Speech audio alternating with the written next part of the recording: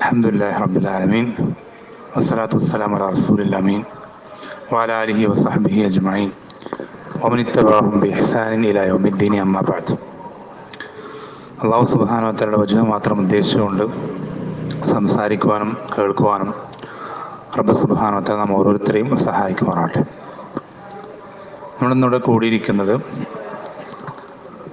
സലഫി ദഅവത്ത്, അതിൽ മസ്ലഹത്ത് മഫ്സദത്ത് എന്നുള്ള വിഷയങ്ങളുടെ അത് പരിഗണിക്കേണ്ടതിൻ്റെ ആവശ്യകതയും പ്രാധാന്യവും അതിനെ സംബന്ധിച്ചൊരു ചെറിയ ചില ഓർമ്മപ്പെടുത്തലുകൾ മാത്രമാണ്. നമുക്കറിയാം, അല്ലാഹു സുബ്ഹാനഹു വ തആല അവൻ്റെ ദീനിൽ ഏതൊരു കാര്യം ഹറാമാക്കിയിട്ടുണ്ടോ, അല്ലെങ്കിൽ വാജിബാക്കിയിട്ടുണ്ടോ, അല്ലെങ്കിൽ ഹലാലാക്കിയിട്ടുണ്ടോ, അല്ലാഹു സുബ്ഹാനഹു വ തആലയുടെ എല്ലാ വിധിവിലക്കുകൾക്ക് പിന്നിലും കൃത്യമായ യുക്തിയുണ്ട്, ഹിക്മത്തുണ്ട്. ഹക്കീമായ റബ്ബാണ്. അതുകൊണ്ട് തന്നെ ഹക്കീമായ റബ്ബ് സുബ്ഹാനഹു വ തആലയുടെ ഓരോ വിധിവിലക്കുകളും കൃത്യമായ ഹിക്മത്തിൻ്റെ അടിസ്ഥാനത്തിലാണ്. അതുകൊണ്ട് തന്നെ നമ്മുടെ ദീനിലെ ഏതൊരു വിധിവിലക്കുകൾ എടുത്തു നോക്കിയാലും അല്ലാഹു സുബ്ഹാനഹു വ തആല ഒരു കാര്യം ഹറാമാക്കിയിട്ടുണ്ടെങ്കിൽ അതിൽ മുഴുവനും മഫ്സദത്തായിരിക്കും. ഒന്നുകിൽ 100% മസ്ലഹത്തേ ഉണ്ടാവൂല, അല്ലെങ്കിൽ 90%, അല്ലെങ്കിൽ 75%. എന്ന് വെച്ചാൽ ഒരുപാട് മഫ്സദത്തും ചെറിയ അവിടെയോടെയൊക്കെ മസ്ലഹത്തും അങ്ങനെ ഉണ്ടാവും. ശ്രദ്ധിക്കേണ്ടത്, ഈ രണ്ട് തരത്തിലുള്ളതല്ലാത്ത ഹറാമുകൾ ദീനുൽ ഇസ്ലാമിലില്ല. ശ്രദ്ധിക്കണേ, അല്ലാഹു സുബ്ഹാനഹു വ തആല ദീനുൽ ഇസ്ലാമിൽ ഒരു കാര്യത്തെ ഹറാമാക്കിയിട്ടുണ്ടെങ്കിൽ രണ്ട് തരാണ്. ഈ രണ്ട് തരം അല്ലാത്ത ഹറാമുകൾ ദീനിലില്ല. ഒന്ന് മഫ്സദത്ത് മാത്രം, അതിൽ മസ്ലഹത്തേ ഇല്ല. ഏതുപോലെ? ശിർക്ക് പോലെ, കുഫർ പോലെ, ഇങ്ങനത്തുള്ള കാര്യം. അതിൽ യാതൊരു മസ്ലഹത്തും ഇല്ല, ഒരു നിലയ്ക്കുമില്ല, ദുനിയാവിലുള്ള ആഖിറത്തിലുമില്ല. ആലോചിച്ച് നോക്കിയേ, ദുനിയാവിൽ അവനേക്കാൾ കഴിവ് കെട്ടവനോട്, അവനേക്കാൾ ചെയ്യാൻ ഒന്നും സാധിക്കാത്ത, കഴിവില്ലാത്ത ഒരാളുടെ മുന്നിൽ നിന്ദ്യനായി തലകുനിച്ച് ആവശ്യങ്ങളൊക്കെ ഉന്നയിച്ച് അതിലെന്ത് മസ്ലഹത്തുള്ളത്? ദുനിയാവിലൊരു മസ്ലഹത്തുമില്ല. എന്ന് മാത്രമല്ല, അവനങ്ങനെ തലകുനിച്ച് നിൽക്കുന്നത് മുതലെടുക്കാൻ കാത്തു നിൽക്കുന്ന ശൈത്താന്മാർ ഒരുപാട് പേരുണ്ട്. അവനിവൻ്റെ മേലെ കയറാനും ഇവനെ ഉപയോഗിക്കേണ്ട ഇഷ്ടപ്രകാരം അവർക്ക് ഉപയോഗിക്കാനൊക്കെ നിന്ന് കൊടുക്കുന്നത് പോലെയാണ് എന്ത് ഇത്തരം കാര്യങ്ങളുടെ മുന്നിൽ തലകുനിക്കുന്നതും ആരാധിക്കുന്നതൊക്കെ. ഒരു മസ്ലഹത്തുമില്ല. അതുകൊണ്ട് തന്നെ അവർക്ക് എത്രയൊക്കെ ആർഭാടങ്ങളും സൗകര്യങ്ങളും സമ്പത്തും എന്തൊക്കെ ഉണ്ടെങ്കിലും അവരുടെ മനസ്സിന് ആ ഒരു എന്തിയില്ല, തുമഅനീനത്ത് ഒരിക്കലും കിട്ടൂല. അതുകൊണ്ടല്ലേ പല ഒരുപാട് പ്രശസ്തിയുടെ കൊടുമുടിയിൽ നിൽക്കുന്ന പല ആളുകളും, എല്ലാ സുഖസൗകര്യങ്ങളും ജീവിക്കുന്ന ആളുകൾ, അവർക്ക് ഈമാനും തൗഹീദും മനസ്സിലാക്കാത്തതുകൊണ്ട് അവരെന്ത് ചെയ്യണം? ജീവിതം മടുത്തിട്ട് ആത്മഹത്യയൊക്കെ ചെയ്യുന്നത് എന്തുകൊണ്ടാണ്? അവർക്ക് ഈ ജീവിതത്തിൽ ഈ തുമഅനീനത്ത് ഒന്നുകൊണ്ട് കിട്ടൂല. എത്ര വിഭവസമൃദ്ധമായ ഭക്ഷണം കഴിച്ചാലും, എത്ര എന്താ പറയാ, സോഫ്റ്റ്നെസ് ഉള്ള കട്ടിലുകൾ കിടന്നുറങ്ങിയാലും ഒന്നും കിട്ടൂല. അത് തൗഹീദ് കൊണ്ട്, ഈമാൻ കൊണ്ട് മാത്രമേ കിട്ടുള്ളൂ. എന്ന് വെച്ചാൽ ഒരു മസ്ലഹത്തും ഇല്ല. ആഖിറത്തിൽ നമുക്ക് എന്തായാലും പറയാം, നരകത്ത് പോകേണ്ട കാര്യം. ദുനിയാവിലും ഒരു മസ്ലഹത്തും ഇല്ല, ദുനിയാവിലും യാതൊരു മസ്ലഹത്തും ഇല്ല. ഉദാഹരണമായിട്ട് പറയുന്ന, അപ്പോൾ ഒന്നാമത്തെ ഇനം എന്ന് പറയുന്നത് ഇങ്ങനത്തെ ഇനമാണ്. അള്ളാഹു ഹറാമാക്കിയ എല്ലാ കാര്യങ്ങളും പൂർണ്ണമായിട്ട് ഒരു മസ്ലഹത്തും ഇല്ല, പൂർണ്ണമായിട്ട് മഫ്സദത്ത് മാത്രം. അങ്ങനെയുള്ള കാര്യങ്ങളാണ് ഏറ്റവും കൂടുതൽ ദീനിലുണ്ടാവുക, അള്ളാഹു ഹറാമാക്കിയ കാര്യം. രണ്ടാമത്തെ ഇനം എന്ന് പറയുന്നത്, ശ്രദ്ധിക്കണേ, ഇതാണ് അധികം ആളുകളും തെറ്റിദ്ധരിക്കപ്പെട്ടു പോകുന്ന വിഷയം. അധികം ആളുകൾക്കും മുസ്ലിമീങ്ങൾ തന്നെ പല ആളുകളും എന്താ പറയുക, ശരിക്കും മനസ്സിലാകാതെ പോകുന്ന വിഷയം എന്ന് പറഞ്ഞാൽ ഈ രണ്ടാമത്തെ ഇനാണ്. അതായത് ആ കാര്യത്തിൽ എവിടേക്കോ എന്തൊക്കെയോ മസ്ലഹത്തുകൾ ഉണ്ടാവും, പക്ഷെ ആ മസ്ലഹത്തുകളുടെ എത്രയോ ഇരട്ടി, ചിലപ്പോൾ ഒരു 10% മസ്ലഹത്ത് ഉണ്ടാവുള്ളൂ, ബാക്കി 90% മഫ്സദത്തായിരിക്കും. 90% എന്നുവെച്ചാൽ അതിലൂടെ ഉണ്ടാവുന്ന മസ്ലഹത്തിന്റെ എത്രയോ ഇരട്ടി, 10 മടങ്ങ് അല്ലെങ്കിൽ 100 കണക്കിന് ഇരട്ടി മഫ്സദത്തായിരിക്കും ഉണ്ടാവുക. അങ്ങനെയുള്ള കാര്യങ്ങളെ സംബന്ധിച്ച് ഉദാഹരണമായിട്ട് അല്ലാഹു സുബ്ഹാനഹു ഖുർആനിൽ തന്നെ പറയുന്നുണ്ട്, വയസ്സലൂനക അനിൽ ഖംറി വൽ മൈസിർ ഖുൽ ഫീഹിമാ ഇസ്മുൻ കബീറുൻ വമനാഫിഉ ലിന്നാസ്. നബിയെ, അവർ നിന്നോട് ഹമ്റിനെ പറ്റിയും മൈസറിനെ പറ്റിയും മദ്യത്തെ പറ്റിയും എന്നുവെച്ചാൽ ലഹരി പദാർത്ഥങ്ങളെ പറ്റിയും ചൂതാട്ടത്തെ പറ്റിയും, ചൂതാട്ടം എന്ന് പറയുമ്പോൾ ലോട്ടറിയും അങ്ങനെ ഒരുപാട് കാര്യങ്ങളൊക്കെ അതിൽ പെടും, അതിനെ പറ്റിയും നിന്നോട് ചോദിക്കുകയാണ് ദീനിൽ അതിന്റെ വിധി എന്താണ്. കുൽ, നീ പറഞ്ഞു കൊടുക്കുക. ഫീഹിമ ഇസ്മുൻ കബീറുൻ, അതിൽ ഒരുപാട് തിന്മയുണ്ട് രണ്ടിലും, ലഹരിയിലും ചൂതാട്ടത്തിലും. പിന്നെ പറഞ്ഞതോ മനാഫിഉ ലിന്നാസ്, അതിൽ ചില ഉപകാരങ്ങളുണ്ട്. ശ്രദ്ധിക്കണേ, അള്ളാഹു ഹറാമാക്കിയ ഒരു കാര്യത്തെ പറ്റി ഖുറാനിൽ പറയുമ്പോൾ അതിൽ എന്തുണ്ട് എന്ന് പറയുന്നത് ചില ഉപകാരങ്ങളുണ്ട് എന്നാണ്. എന്നുവെച്ചാൽ അതിൽ ഒരു മസ്ലഹത്തും ഇല്ല എന്നല്ല.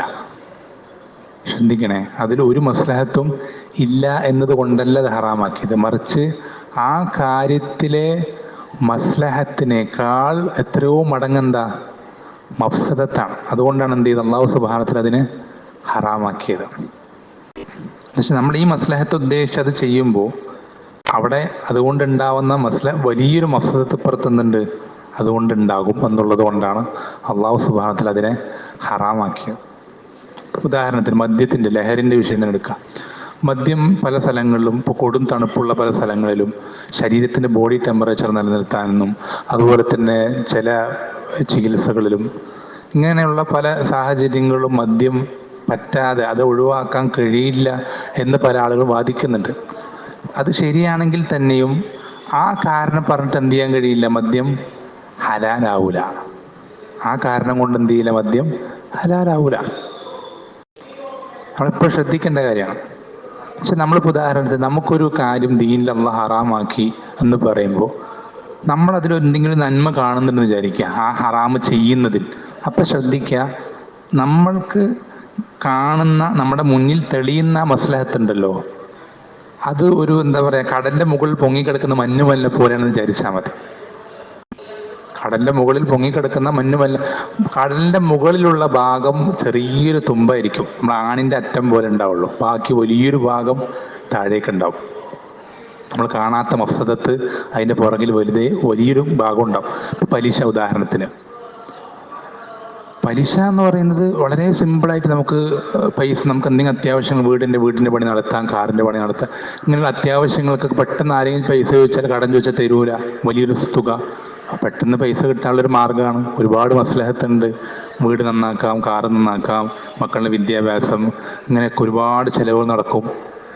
ഇങ്ങനെയൊക്കെ വിചാരിച്ചിട്ട് ഇതൊക്കെ മസ്ലഹത്തല്ലേ, വളരെ പ്രയാസമുള്ള ബുദ്ധിമുട്ടുള്ള അവസ്ഥയിൽ നിന്ന്, നല്ല ചോർന്നൊലിക്കുന്ന വീട്ടിൽ നിന്ന് കുറച്ചുകൂടി നല്ലൊരു അവസ്ഥയിലേക്ക്, നല്ലൊരു വീട്ടിലേക്ക് മാറാം, കോൺക്രീറ്റ് ഇട്ട വീട്ടിലേക്ക് മാറാം. ഇങ്ങനെയൊക്കെ പലതും കരുതി മസ്ലഹത്ത് കണ്ടിട്ടാണ് ആളുകൾ എന്ത് ചെയ്യുന്നത്, അതിൽ പോയി വീഴുന്നത്. നമ്മൾ ശ്രദ്ധിക്കേണ്ടത്, അള്ളാഹു ഹറാമാക്കിയിട്ടുണ്ടെങ്കിൽ നമ്മൾ ഉറപ്പിച്ചോ അതിൻ്റെ പുറകിൽ അതിനേക്കാൾ 10 ഇരട്ടി 100 ഇരട്ടി മഫ്സദത്ത് വരും, ഉറപ്പാണ്. അത് പലിശ വാങ്ങിച്ച കുടുങ്ങിപ്പോയ ആളുകളുടെ ജീവിതം നോക്കിയാൽ മനസ്സിലാവും. നിങ്ങൾക്ക് പലരെയും പരിചയം ഉണ്ടാവും. പണ്ടെങ്ങോ വാങ്ങിച്ച പലിശയ്ക്ക് കൂട്ടുപലിശയും ഇരട്ടിപ്പലിശയും അങ്ങനെയായിട്ട് വാങ്ങിച്ചതിൻ്റെ എത്രയോ ഇരട്ടി കൊടുത്ത് ഇപ്പോഴും അതിൻ്റെ കണക്കുകൾ തീരാത്ത, 20-30 വർഷമായിട്ട് തീരാത്ത എത്ര ആളുകളുണ്ട്. അവർക്ക് ജീവിതത്തിൽ എത്ര നല്ല അവസ്ഥയിൽ അവർ കിടന്നുറങ്ങും, നല്ല വീടുകളാണ്, നല്ല സൗകര്യങ്ങളാണ്, പക്ഷെ അവർക്ക് ഉറങ്ങാൻ പറ്റുന്നില്ല, സമാധാനം കിട്ടുന്നില്ല. ഇതിൻ്റെ കണക്കുകൾ തന്നെയാണ്. ഇതൊഴിഞ്ഞിട്ടൊരു നേരം അവർക്ക് കിട്ടുന്നേ ഇല്ല. ഞാൻ പറഞ്ഞു വന്നത്, ദീനിൽ ഈ കാര്യം എന്നുള്ളത് വളരെ പ്രധാനപ്പെട്ടതാണ്, മസ്ലഹത്തും മഫ്സദത്തും. ഇത് വളരെയധികം പ്രധാനപ്പെട്ട കാര്യം. ഇത് പരിഗണിച്ചിട്ടാണ് ദീനിലെ ഓരോ വിധിവിലക്കുകളുള്ളത്. ഈ ദീനിലെ ഓരോ വിധിവിലക്കുകളും അബ്ദുറഹ്മാൻ ബിൻ സഅദി റഹിമഹുല്ലാഹ് പറയുന്ന പോലെ, ഫദ്ദീനു മബ്നിയുൻ അലൽ മസാലിഹി ഫീ ജൽബിഹാ വദ്ദറഇ ലിൽ മഫാസിദി. ദീനിന്റെ മുഴുവൻ വിധിവിലക്കുകളും ഇതിനടിസ്ഥാനപ്പെടുത്തിയിട്ടാണ്. അപ്പോൾ ചുരുക്കി പറഞ്ഞാൽ, ആമുഖമായി പറയാൻ ഉദ്ദേശിക്കുന്ന ഇത്രയേ ഉള്ളൂ, നമ്മൾ ദീനിന്റെ വിധിവിലക്കുകൾ പാലിക്കുന്നതിലൂടെയാണ് നമുക്ക് മസ്ലഹത്ത്, നമുക്ക് നന്മകൾ കൈവരിക. ശ്രദ്ധിക്കണം, നമ്മൾ ദീനിന്റെ വിധിവിലക്കുകളുടെ എതിരാകുന്നതിനനുസരിച്ച് നമ്മൾക്ക് നന്മകൾ കൈവരും നമ്മൾ വിചാരിക്കുന്ന, ഏതെങ്കിലും ഒരു ഹറാമ് ചെയ്തിട്ട് നമുക്കൊരു നന്മ കിട്ടും നമ്മൾ പ്രതീക്ഷിച്ചു കഴിഞ്ഞാൽ അത് റബ്ബിന് ഹിക്മത്തില്ല എന്ന് നമ്മൾ പറയുന്നത് പോലെയാണ്. ശ്രദ്ധിക്കണേ, ഏതെങ്കിലും ഒരു ഹറാമ് നമ്മൾ ചെയ്തിട്ട് നമുക്കൊരു നന്മ കൈവരും നമ്മൾ കരുതുന്നുണ്ടെങ്കിൽ ആ ഹറാമ് ചെയ്യുന്നതിലൂടെ, അത് അള്ളാഹുവിന് ഹിക്മത്തില്ല, അള്ളാഹുവിന് അറിവില്ല നമ്മൾ പറയുന്നത് പോലെ. കാരണം റബ്ബ് എന്തിനാ ഇത് നിയമമാക്കിയത്? റബ്ബിന്റെ എന്തെങ്കിലും നന്മയ്ക്ക് വേണ്ടിയിട്ടാണോ? നമ്മൾ ചിന്തിക്കണം. നമ്മളെല്ലാവരും അള്ളാഹിനനുസരിച്ച് ജീവിച്ചാൽ ഒരാളും ഒരു ഹറാമും ചെയ്യുന്നില്ല. ഭൂമിയിലെ എല്ലാ ആളുകളും, ഒരു ജിന്നും ഒരു മനുഷ്യരും ഒരു ഹറാം ഒരാളും ചെയ്യുന്നില്ല. അങ്ങനെ ആയാൽ പോലും അള്ളാഹു സുബ്ഹാനഹു വതആല അതുകൊണ്ട് പ്രത്യേകിച്ചൊരു നേട്ടം കൂടാനൊന്നുമില്ല. അള്ളാഹുവിന്റെ അല്ലെങ്കിൽ മഹത്വം, അവന്റെ അധികാരം എന്നുള്ളത് എപ്പോഴും മുഴുവൻ തന്നെ, ഇതിന് കൂടാനും കുറയാനൊന്നുമില്ല. നമ്മൾ കുറേ ആളുകൾ നന്നായി കഴിഞ്ഞാൽ അതുകൊണ്ട് റബ്ബിന് എന്തെങ്കിലും ഒരു നേട്ടം കൂടാനൊന്നുമില്ല. അതുപോലെ തന്നെ നമ്മളെല്ലാവരും തോന്നിയാസികളായാലും ഏറ്റവും വൃത്തികെട്ട കോലത്തിലേക്കായാലും അതുകൊണ്ട് അള്ളാഹുവിന്റെ അധികാരത്തിൽ ഒന്നും കുറവ് വരാനുമില്ല.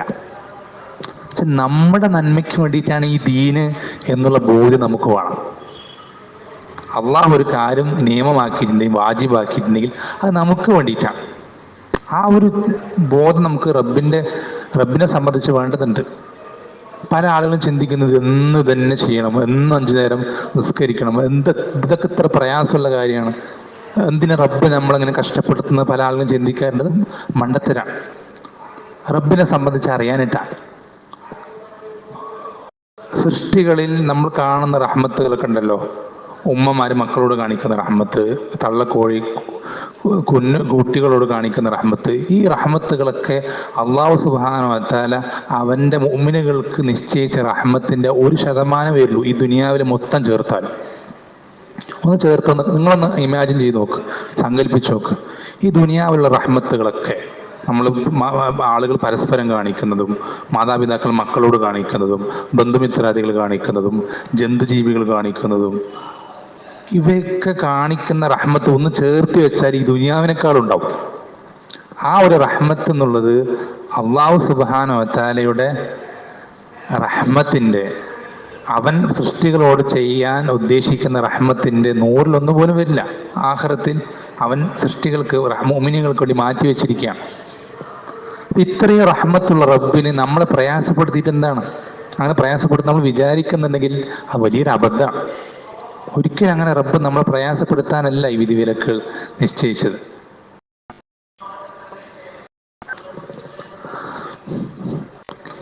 അപ്പോൾ ചുരുക്കത്തിൽ നമ്മുടെ നന്മയ്ക്കാണ് എന്ത് പറയാ, മസ്ലഹത്ത് എന്ന് പറയാം.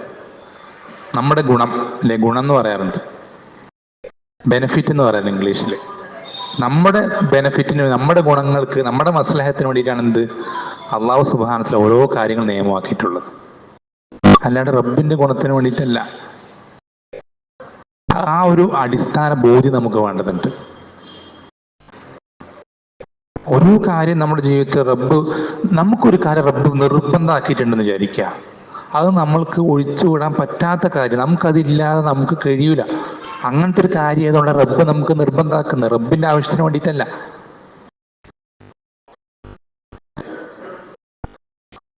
നമ്മൾ ആലോചിക്കുക, ഉദാഹരണം തൗഹീദിന്റെ വിഷയം മാത്രം എടുക്കാം. നമ്മൾക്ക് തൗഹീദ് അള്ളാഹു സുബ്ഹാനഹു വതആല ആക്കിയത് ഒരിക്കലും എന്തല്ല, പ്രയാസമാകാനല്ല, നമുക്ക് ബുദ്ധിമുട്ടാകാൻ, മറിച്ച് എല്ലാ പ്രയാസങ്ങളൊന്നും എളുപ്പമാകാനും. എല്ലാ പ്രയാസങ്ങളൊന്നും എളുപ്പം എന്ന് വെച്ചാൽ എന്തെങ്കിലും ഒരു ബുദ്ധിമുട്ട് വന്നു കഴിഞ്ഞാൽ നിങ്ങൾ ആലോചിച്ച് നോക്കി, തൗഹീദ് ഇല്ലാത്ത ആളുകളുടെ അവസ്ഥ. അവൻ രോഗം വന്നാൽ തേടുന്നതും അന്വേഷിക്കുന്നതും ഒരു ശക്തിയോടാണ്. പിന്നെ അവന് പട്ടിണി വന്നാൽ വേറൊരാളാണ് തേടുന്നത്. അവന് മറ്റെന്തെങ്കിലും പ്രയാസം, വിവാഹത്തിന്റെ പ്രയാസം വന്നാൽ വേറൊരാളോടാണ്. എന്നുവെച്ചാൽ എന്തെങ്കിലും ജീവിതത്തിൽ ബുദ്ധിമുട്ട് വന്നാൽ എങ്ങോട്ട് തിരിയണം എന്നറിയാതെ ആകെ നെട്ടോട്ട് ഓടുന്നൊരവസ്ഥയാണ്. ഒരു തൗഹീദുൽ മുവഹ്ഹിദിനെ സംബന്ധിച്ചിടത്തോളം എന്ത് പ്രയാസം വന്നാലും, ചെറുതായിക്കോട്ടെ വലുതായിക്കോട്ടെ, അവനെല്ലാം പറയാനും എന്തും തരാനും തയ്യാറ് നിൽക്കുന്ന ഉള്ളിടത്തോളം അവനൊരു പ്രശ്നവും വരുന്നില്ല. ഹൃദയത്തിൽ, ഖൽബിൽ യാതൊരു ബുദ്ധിമുട്ടും വരുന്നില്ല. ആ ഒരു സമാധാനം എന്നുള്ളത് അത് നിങ്ങൾക്ക് ശിർക്കുള്ള ആളുകൾ സംസാരിച്ച് മനസ്സിലാവും. അത് നിങ്ങൾക്ക് എന്താ പറയാ, ഷിർക്കിൽ നിന്നും കടന്നു വന്ന, ഇസ്ലാമിലേക്ക് കടന്നു വന്ന ആളുകൾ സംസാരിച്ച് മനസ്സിലാവും. അതൊരു വല്ലാത്തൊരു പ്രയാസം തന്നെയാണ്, അതൊന്നുകൊണ്ട് മാറൂല. അപ്പൊ ഇങ്ങനെ റബ്ബ് സുബ്ഹാനഹു നമുക്ക് എന്തൊക്കെ കാര്യം നമുക്ക് നിശ്ചയിച്ചപ്പോൾ 5 നേരത്തെ നിസ്കാരം, സുബ്ഹിക്ക് എഴുന്നേക്കണം, ഇന്ന് സുബ്ഹിക്ക് എഴുന്നേക്കണം, ഏതെങ്കിലും ദിവസം ഒഴിവാക്കാൻ പറ്റുമോ? ഇല്ല. നമ്മൾ ആലോചിച്ച് നോക്കി, ഈ 5 നേരത്തെ നിസ്കാരം, ഈ നിസ്കാരം റബ്ബ് സുബ്ഹാനഹു നമുക്ക് നിയമമാക്കിയത് നമ്മുടെ ഈ കാര്യങ്ങളുമായിട്ട് ഇത് കൃത്യമായ നമ്മുടെ ജീവിതത്തെ ചിട്ടപ്പെടുത്തും, നമ്മൾ അറിയുന്നില്ല. നിസ്കരിക്കാത്ത ഒരാളുടെ ജീവിതവും 5 നേരം കൃത്യമായി നിസ്കരിക്കുന്ന ഒരാളുടെ ജീവിതവും നിങ്ങൾ നോക്കിക്കഴിഞ്ഞാൽ വ്യവസ്ഥ സിസ്റ്റമാറ്റിക് ആയിരിക്കും അവൻ്റെ ജീവിതം, കൃത്യമായിരിക്കും. എന്നുവെച്ചാൽ ഓരോ സമയത്ത് ഇന്ന കാര്യം, ഇന്ന സമയത്ത് ഇന്ന കാര്യം, കൃത്യമായിട്ടൊരു ജീവിതം, ചിട്ടയായൊരു ജീവിതമായിരിക്കും അവൻ്റേത്. അതുകൊണ്ട് എന്താ, കച്ചവടത്തിലാണെങ്കിൽ കച്ചവടത്തിൽ ലാഭം വരും. കാരണം എല്ലാം ചിട്ടയായ കാര്യങ്ങളാണ്. അവൻ്റെ മറ്റും ജോലിയാണെങ്കിൽ കൃത്യമായ രൂപത്തിൽ അവന് ചെയ്യാൻ സാധിക്കും. എല്ലാ കാര്യവും കൃത്യമായിരിക്കും, നല്ല രൂപത്തിൽ ദുനിയാവിൻ്റെ കാര്യം പോലും നല്ല രൂപത്തിലാവും, എല്ലാം കൃത്യമായി തീരും. ഇത് നിസ്കരിക്കാത്തവനാണെങ്കിലോ അവന് എഴുന്നേക്കുന്ന എപ്പോഴെങ്കിലും തോന്നുമ്പോഴായിരിക്കും. ഇതാണ് എന്തായാലും എഴുന്നേൽക്കണം, വേറെ നിവൃത്തിയില്ല, അള്ളാഹുവിൻ്റെ കൽപ്പനയാണ്, അവൻ എഴുന്നേൽക്കുന്നു. അതുപോട്ടെ, റമദാനിലെ നോമ്പ്, ഒന്നും കഴിക്കാതിരിക്കുന്ന നോമ്പ്, ഒരു മാസം ഒന്നും കഴിക്കാൻ പാടില്ല, ഭക്ഷണം കഴിക്കാൻ പാടില്ല, വെള്ളം കുടിക്കാൻ പാടില്ല, മഗ്‌രിബ് ബാങ്ക് കൊടുക്കും, സുബഹി ബാങ്ക് കൊടുക്കും, മഗ്‌രിബ്. ഇതിന് പിന്നിൽ എന്ത് മസ്ലഹത്താണുള്ളത്? എന്ത് മസ്ലഹത്താണുള്ളത്? അതിൻ്റെ പിന്നിലുള്ള ദുനിയാവായിട്ടുള്ള മസ്ലഹത്തിന് നിങ്ങൾക്ക് പെട്ടെന്ന് മനസ്സിലാവുന്ന ഒരു കാര്യം പറഞ്ഞുതരാം. ഇപ്പം ഈ അടുത്ത് കുറച്ച് കാലം മുമ്പ്, 2-3 വർഷം എന്തോ ആയിട്ടുള്ളൂ, ഈ ഒരുപാട് ഏതൊക്കെയോ യൂണിവേഴ്സിറ്റികളിൽ ഈ മെഡിക്കൽ റിസർച്ച് നടന്നിരുന്നു നോമ്പിനെ സംബന്ധിച്ച്. അവർ പറയുന്നത് വർഷത്തിൽ ഒരു മാസം ഈ ദീൻ പഠിപ്പിച്ചെന്ന രൂപത്തിൽ നോമ്പ് അനുഷ്ഠിക്കും. മുസ്ലിമീങ്ങളുടെ റിസർച്ച് അല്ല കേട്ടോ, ഞാൻ പൊതുവേ ഉള്ള റിസർച്ചാണ് പറയും. അവരാ മെഡിക്കൽ റിസർച്ചിൽ പറയുന്നത് ഈ രൂപത്തിൽ റമദാനിൽ നോമ്പെടുക്കുന്ന, ദീൻ പഠിപ്പിച്ചെന്ന രൂപത്തിൽ നോമ്പ് അനുഷ്ഠിക്കുന്ന ഒരാൾക്ക് അയാളുടെ ജീവിതത്തിൽ ക്യാൻസർ എന്ന് പറയുന്ന രോഗം വരുന്നില്ല, അടുത്തുകൂടെ പോകില്ല. എന്തൊക്കെ ക്യാൻസർ ഉണ്ടെന്ന്, എത്ര തരം ക്യാൻസറുകളുണ്ട്, അത് വരൂല. അത് നിങ്ങൾ ക്യാൻസർ സെൻ്ററുകളിൽ പോയി ചോദിച്ചു കഴിഞ്ഞാൽ മനസ്സിലാവും. RCC അങ്ങനെയുള്ള പല ക്യാൻസർ അവിടെ പോയി ചോദിച്ചു കഴിഞ്ഞാൽ അവിടെ വരുന്ന രോഗികളിൽ ഏറ്റവും കുറവ് കാണാൻ സാധിക്കുക, അവർ പറയും നിസ്കരിക്കുന്ന നിസ്കാരത്താഴുള്ള ആളുകളെ ഏറ്റവും കുറവ് അപൂർവം കാണാൻ സാധിക്കുള്ളൂ അവർ പറയും. മുസ്ലിമീങ്ങളായതുകൊണ്ടൊന്നല്ല. ഇപ്പോൾ പറയുന്നത് നമ്മൾ ഉറച്ചു വിശ്വസിക്കേണ്ട, നമ്മുടെ മനസ്സിൽ ഉറച്ച ബോധ്യം വേണ്ട കാര്യമാണ് എന്ത്, റബ്ബ് സുബ്ഹാനഹു വ തആല നമ്മളോട് ഏറ്റവും റഹ്മത്തുള്ളവനാണ്. നമ്മൾക്ക് പ്രയാസപ്പെടുത്താൻ റബ്ബ് ഒരു കാര്യവും നിശ്ചയിക്കൂല. ആ ഒരു ബോധ്യം നമുക്ക് വേണം. നമ്മുടെ ഉപ്പാനേക്കാളും ഉമ്മാനേക്കാളും നമ്മുടെ റഹ്മത്തുള്ളവനാണ് അല്ലെ. നമ്മുടെ ഉമ്മമാര് പലപ്പോഴും വിളിക്കാതിരിക്കാൻ മടിക്കുന്നതുകൊണ്ട് നമുക്ക് പ്രയാസമാവണ്ടല്ലോ വിചാരിച്ചിട്ടാണ്. നമ്മൾ ശ്രദ്ധിക്കേണ്ടത്, നമ്മൾ നിസ്കരിക്കാൻ റബ്ബ് നിർബന്ധിച്ചത് അതിനേക്കാൾ വലിയൊരു പ്രയാസം നമ്മൾ രക്ഷപ്പെടുത്താനാണ്. ചുരുക്കത്തിൽ ഇത്രയേ ഉള്ളൂ. നമ്മൾ ആ ഒരു അടിസ്ഥാനം, റബ്ബ് സുബ്ഹാനഹു വ തആല ദീനിൽ എന്തൊരു കാര്യം നിശ്ചയിച്ചതും അതിൻ്റെ ഗുണങ്ങൾ അതിലുള്ളത് കൊണ്ടാണ്. നമ്മൾക്കതിൻ്റെ നാശങ്ങൾ നമ്മൾ വരാതിരിക്കാൻ വേണ്ടിയിട്ടാണ്. അള്ളാഹുവിൻ്റെ എന്തെങ്കിലും ഗുണത്തിന്, റബ്ബിൻ്റെ എന്തെങ്കിലും നന്മയ്ക്ക് വേണ്ടിയിട്ടല്ല റബ്ബ് സുബ്ഹാനഹു വ തആല എന്ത് ചെയ്യുന്നത്, നമ്മൾക്ക് ദീനിലെ വിധിവിലക്കുകൾ നിശ്ചയിച്ച്, മറിച്ച് നമ്മുടെ നന്മയ്ക്ക് വേണ്ടിയിട്ടാണ്. അതുകൊണ്ട് അള്ളാഹു പറയും, ഇന്ന അഹ്സൻതും ലി അൻഫുസിക്കും, നിങ്ങൾ നന്നായ നിങ്ങൾക്ക് നല്ലത്, നിങ്ങൾക്ക് വേണ്ടിയിട്ടാണത്.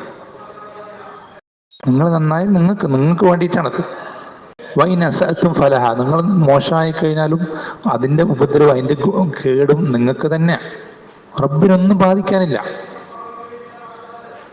ഈ ഒരു ഉറച്ച ബോധ്യം നമുക്ക് ദീനിന്റെ ഓരോ വിധിവിലക്കുകളോടും വേണം.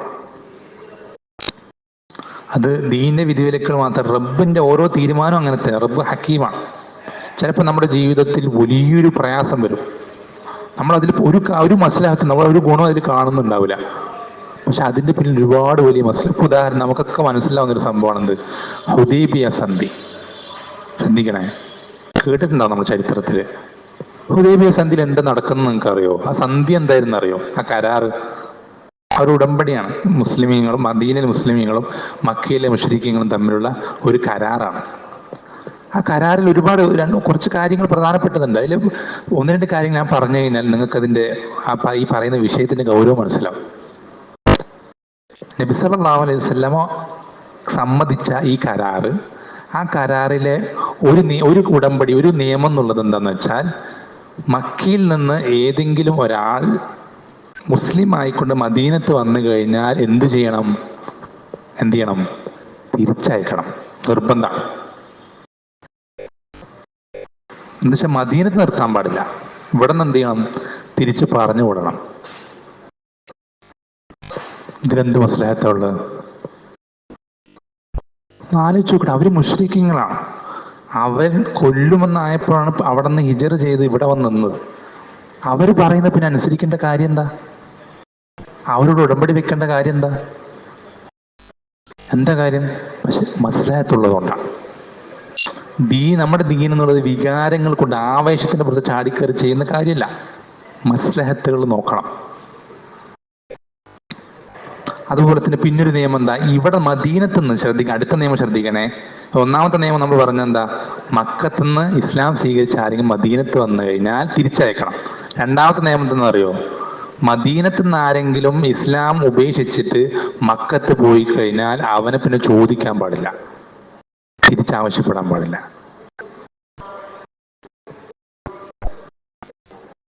ഇത് കേട്ടപ്പോ ഉമർ റളിയല്ലാഹു അൻഹുവിന് അദ്ദേഹത്തിന്റെ നിയന്ത്രണം വിട്ടുപോയി.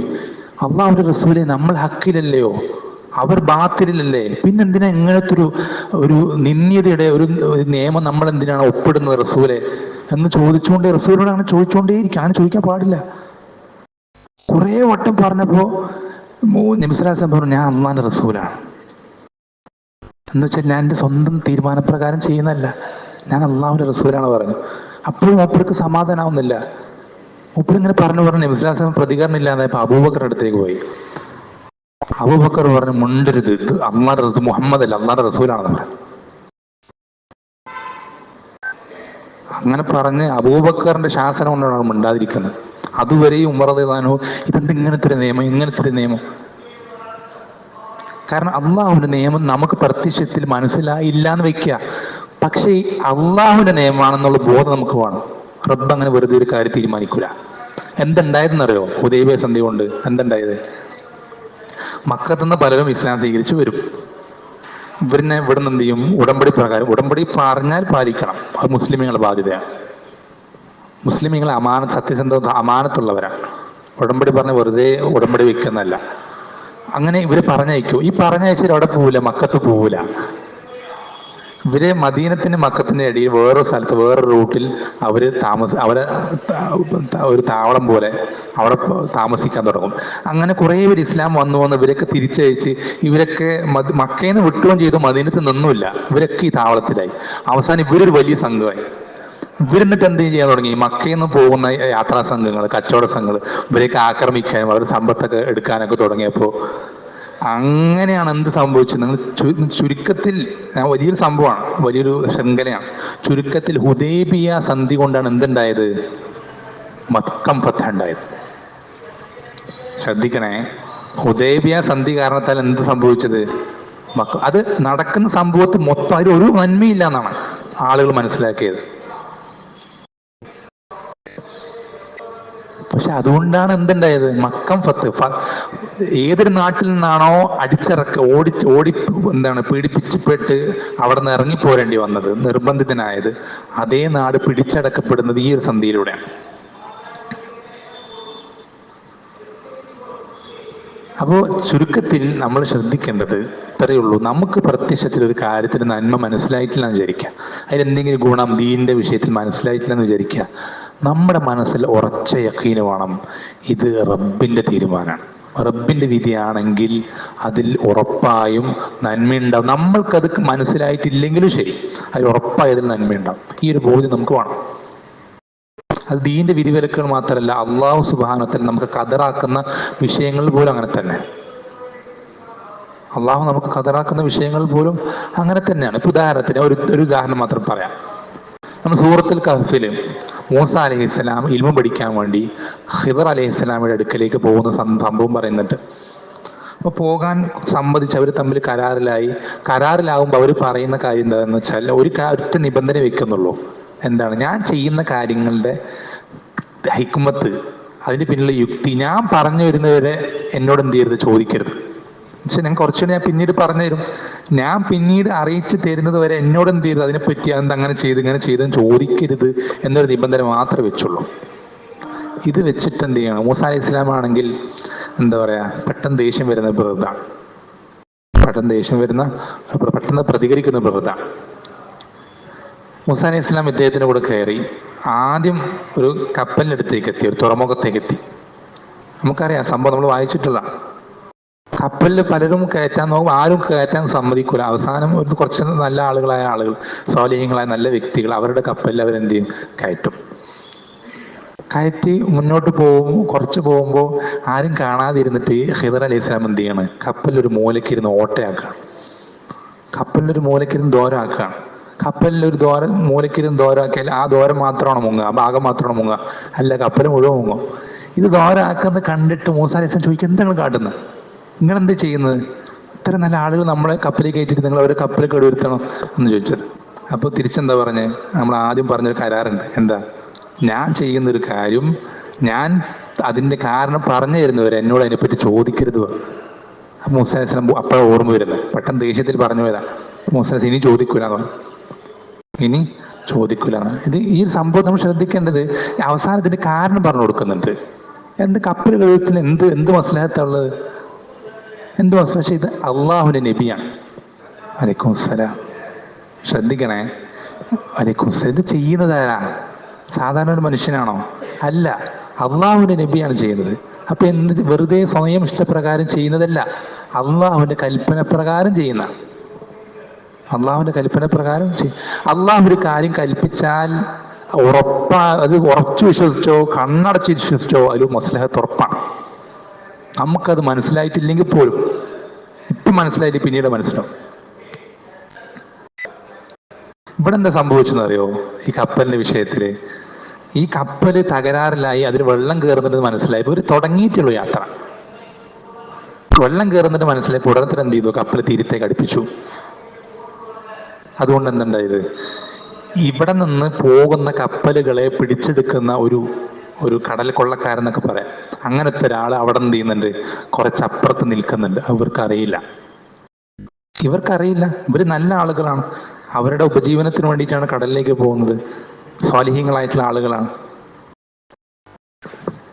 അപ്പോൾ പ്രത്യക്ഷത്തിൽ അവിടെ നോക്കി കാണുമ്പോൾ നമുക്ക് കാണുന്നത് കപ്പൽ കേടുവരുത്തുന്ന ഒരുത്തൻ എന്നേ കാണുള്ളൂ. പക്ഷെ അയാൾ ചെയ്തത് എന്താ, ഇവരുടെ കപ്പൽ, ഇവരുടെ എന്താണ്, അവരുടെ വരുമാന മാർഗത്തെ, അവർക്ക് ആകെ ഉണ്ടായിരുന്ന ആശ്രയത്തെ സംരക്ഷിക്കുകയാണ് ചെയ്തത്.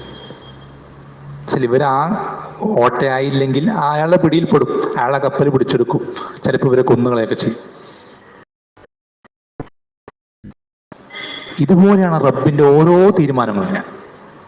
നമ്മുടെ ജീവിതത്തിൽ എന്തെങ്കിലും ഒരു പരീക്ഷണം ഒന്ന് വിചാരിക്കുക, അടുത്ത് വേണ്ടപ്പെട്ടവർ മരണപ്പെടുക, അല്ലെങ്കിൽ എന്തെങ്കിലും കഠിനമായ രോഗം വരെ, അല്ലെങ്കിൽ ദാരിദ്ര്യം കൊണ്ട് എന്തെങ്കിലും ഒരു പരീക്ഷണം നമുക്ക് ഒരു നിലയ്ക്ക് അതിൽ യാതൊരു നന്മ അതിൽ കാണുന്നില്ല എന്ന് വിചാരിക്കുക. എന്നാലും ഉറച്ചു വിശ്വസിച്ചോ, ഇത് റബ്ബ് തീരുമാനിച്ചാണ്. റബ്ബ് തീരുമാനിച്ചതാണെങ്കിൽ അതിൽ മസ്ലഹത്ത്, ഗുണം ഉറപ്പാണ്. എനിക്കത് മനസ്സിലായിട്ടില്ലെങ്കിലും ശരി, ഇങ്ങനെ നമുക്ക് വിശ്വസിക്കാൻ സാധിക്കണം. അതൊരു മുഅ്മിന്റെ ക്വാളിറ്റിയാണ്.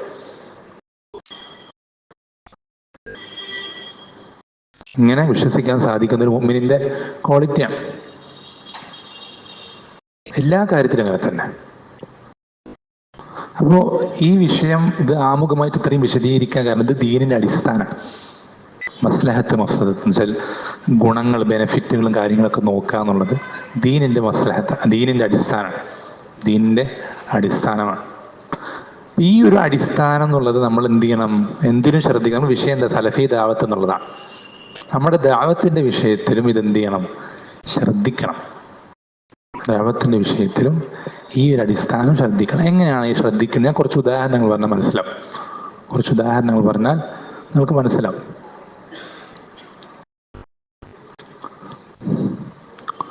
ഉദാഹരണത്തിന്, ഇന്ത്യയിൽ നടന്ന, ഉത്തരേന്ത്യയിലൊക്കെ മുമ്പൊക്കെ ഒരുപാട് ഇൽമുമായി ബന്ധപ്പെട്ടൊരു, ഇപ്പോഴും കുറേയൊക്കെ ഉണ്ട്, പക്ഷെ എന്നാലും മുമ്പത്തെ പോലെയൊന്നുമില്ല. ഇൽമുമായി ബന്ധപ്പെട്ട ഒരുപാട് എന്താ പറയുക സ്ഥാപനങ്ങളും അധ്യാപകന്മാരും അങ്ങനെ ഒരുപാട് ഇൽമിൻ്റെ ഒരു എന്താ പറയുക, പണ്ട് കാലങ്ങളിൽ അറബ് നാടുകളിൽ നിന്ന് പോലും, മക്കയിൽ നിന്ന് മദീനത്തിൽ നിന്ന് പോലും എന്ത് ചെയ്യാറുണ്ട്, ഹദീസ് പഠനത്തിന് വേണ്ടി ഇന്ത്യയിലേക്ക് വരാറുണ്ട്. അങ്ങനത്തെ ഒരു ഇന്ത്യ ഉണ്ടായിരുന്നു കുറച്ചു കാലം മുമ്പ്. ശ്രദ്ധിക്കേണ്ടത്, ഈ ഒരു കാലഘട്ടത്തിൽ, കുറച്ച് മുമ്പ്, ഒരുപാടൊന്നും ആയിട്ടില്ല, 2-3 നൂറ്റാണ്ടുകളൊക്കെ ആയിട്ടുള്ളൂ. ഈ ഒരു കുറച്ച് കാലഘട്ടം മുമ്പ് ഒരു പണ്ഡിതൻ, അവിടുത്തെ ഒരു ഹദീസ് തൗഹീദുള്ള ആളാണ്, സുന്നത്തിനോട് താല്പര്യമുള്ള അങ്ങനത്തെ നല്ലൊരു വ്യക്തിയാണ്. പക്ഷെ അദ്ദേഹത്തിനോട് ഇങ്ങനെ ഒരുപാട് പ്രചാരണങ്ങൾ, കുപ്രചാരണങ്ങൾ കേട്ടിട്ടുണ്ട്. ആരെ പറ്റി? മുഹമ്മദ് ബിൻ അബ്ദുൽ വഹാബിനെ പറ്റി ഒരുപാട് കുപ്രചാരണങ്ങൾ കേട്ടിട്ടുണ്ട്. അയാൾ അങ്ങനെയാണ്, ഇങ്ങനെയാണ്, പുത്തൻവാദിയാണ്, എല്ലാവരും കാഫറാക്കുന്ന, അങ്ങനെ കുറേ കുപ്രചാരങ്ങളുണ്ടല്ലോ. വിശ്വാസം ഇഷ്ടമില്ലാത്തവരാണ്, ഔലിയാക്കളെ ആദരിക്കുക, അങ്ങനെ കുറേ കുപ്രചാരങ്ങളുണ്ട്, ഇല്ലാത്ത കാര്യങ്ങൾ. ഇതൊക്കെ കേട്ടിട്ട് ഇയാൾക്ക് ഭയങ്കര ദേഷ്യമായി ഇയാളോട്. മുഹമ്മദ് അബ്ദുൽ വഹാബ് റഹിമഹുല്ലാഹ് ഭയങ്കര ദേഷ്യമായി. അപ്പൊ ഇദ്ദേഹം മിക്ക ദർസുകളിലും എന്ത് ചെയ്യാൻ തുടങ്ങി? ഇദ്ദേഹത്തെ ചീത്ത വിളിക്കാനും ശപിക്കാനൊക്കെ തുടങ്ങി. ഇങ്ങനെ ഒരാളുണ്ട്, വളരെ മോശക്കാരൻ, എന്നിട്ട് മിക്ക ദർസുകൾ ഇയാളെ പറ്റി കുറ്റം പറയാൻ തുടങ്ങി. ഇതെന്ത് ചെയ്തു? മുഹമ്മദ് അബ്ദുൽ വഹാബ് റഹിമഹുല്ലാഹുവിന്റെ മനഹജ് അത് ശരിയായ സ്വഹാബത്തിന്റെ മനഹജാണ് എന്നറിയുന്ന ഒരാൾ, അയാൾ എന്ത് ചെയ്തു? മുഹമ്മദ് അബ്ദുൽ വഹാബ് റഹിമഹുല്ലയുടെ അദ്ദേഹത്തിന്റെ കിതാബ് തൗഹീദ് എന്ന് പറഞ്ഞ കിതാബ്, ആ കിതാബിന്റെ ചട്ട പറിച്ചെടുത്തു. ശ്രദ്ധിക്കണേ, ചട്ട പറിച്ചെടുത്തു. വെച്ചാൽ പേരുള്ള ഭാഗം പോയി, അതിൽ പിന്നെ എന്ത് മാത്രമേ ഉള്ളൂ? കിതാബ് മാത്രമേ അതിലുള്ളൂ. ആരെ എഴുതിയൊന്നുമില്ല, എന്താണെന്നൊന്നുമില്ല. ഇദ്ദേഹം എന്ത് ചെയ്തു? ഇത് വലിയ അദ്ദേഹത്തെക്കാൾ അറിവുള്ള ആളാണ് ആ ചീത്ത വിളിക്കുന്ന ആള്. ഈ വ്യക്തി എന്ത് ചെയ്തു? ആ പണ്ഡിതന്റെ അടുക്കലേക്ക് പോയിട്ട് പറഞ്ഞു, എനിക്കൊരു കിതാബ് കിട്ടിയിട്ടുണ്ട് ഷെയ്ഖെ, ഈ ഷെയ്ഖ് ആരുടെ കിതാബാണെന്ന് എനിക്ക് നോക്കിത്തരണം എന്ന് പറഞ്ഞിട്ട് അറിയാത്ത പോലെ എന്ത് ചെയ്യാണ്? ആ പുസ്തകം ആ പണ്ഡിതന് കൊടുക്കുകയാണ്. വലൈക്കും സലാം. അപ്പൊ എന്തുണ്ടായത്? ഇദ്ദേഹം പരിശോധിക്കുകയാണ്. ഇദ്ദേഹം കുറെ പരിശോധിച്ചിട്ട് ഈ കിതാബ് കുറെ വായിച്ചൊക്കെ നോക്കി. ഇദ്ദേഹം പരിശോധിച്ചിട്ട് ഇദ്ദേഹത്തിന് ഒരു എത്തുമ്പടിയും കിട്ടുന്നില്ല. അവസാനം ഇദ്ദേഹം എത്തിയ തീരുമാനം എന്താ അറിയോ? അദ്ദേഹത്തിന് കിട്ടിയ റിസൾട്ട് എന്താണെന്ന് അറിയോ? ഇദ്ദേഹത്തിന്റെ പഠനത്തിൽ ഇദ്ദേഹം പറഞ്ഞത്, ഇത് ഇമാം ബുഖാരിയെ പോലെ അത്രയും ഖുർആൻ ഹദീസിൽ അറിവുള്ള ഒരാളാണ്. ശ്രദ്ധിക്കണേ, അദ്ദേഹം പറയുന്നതാണ്.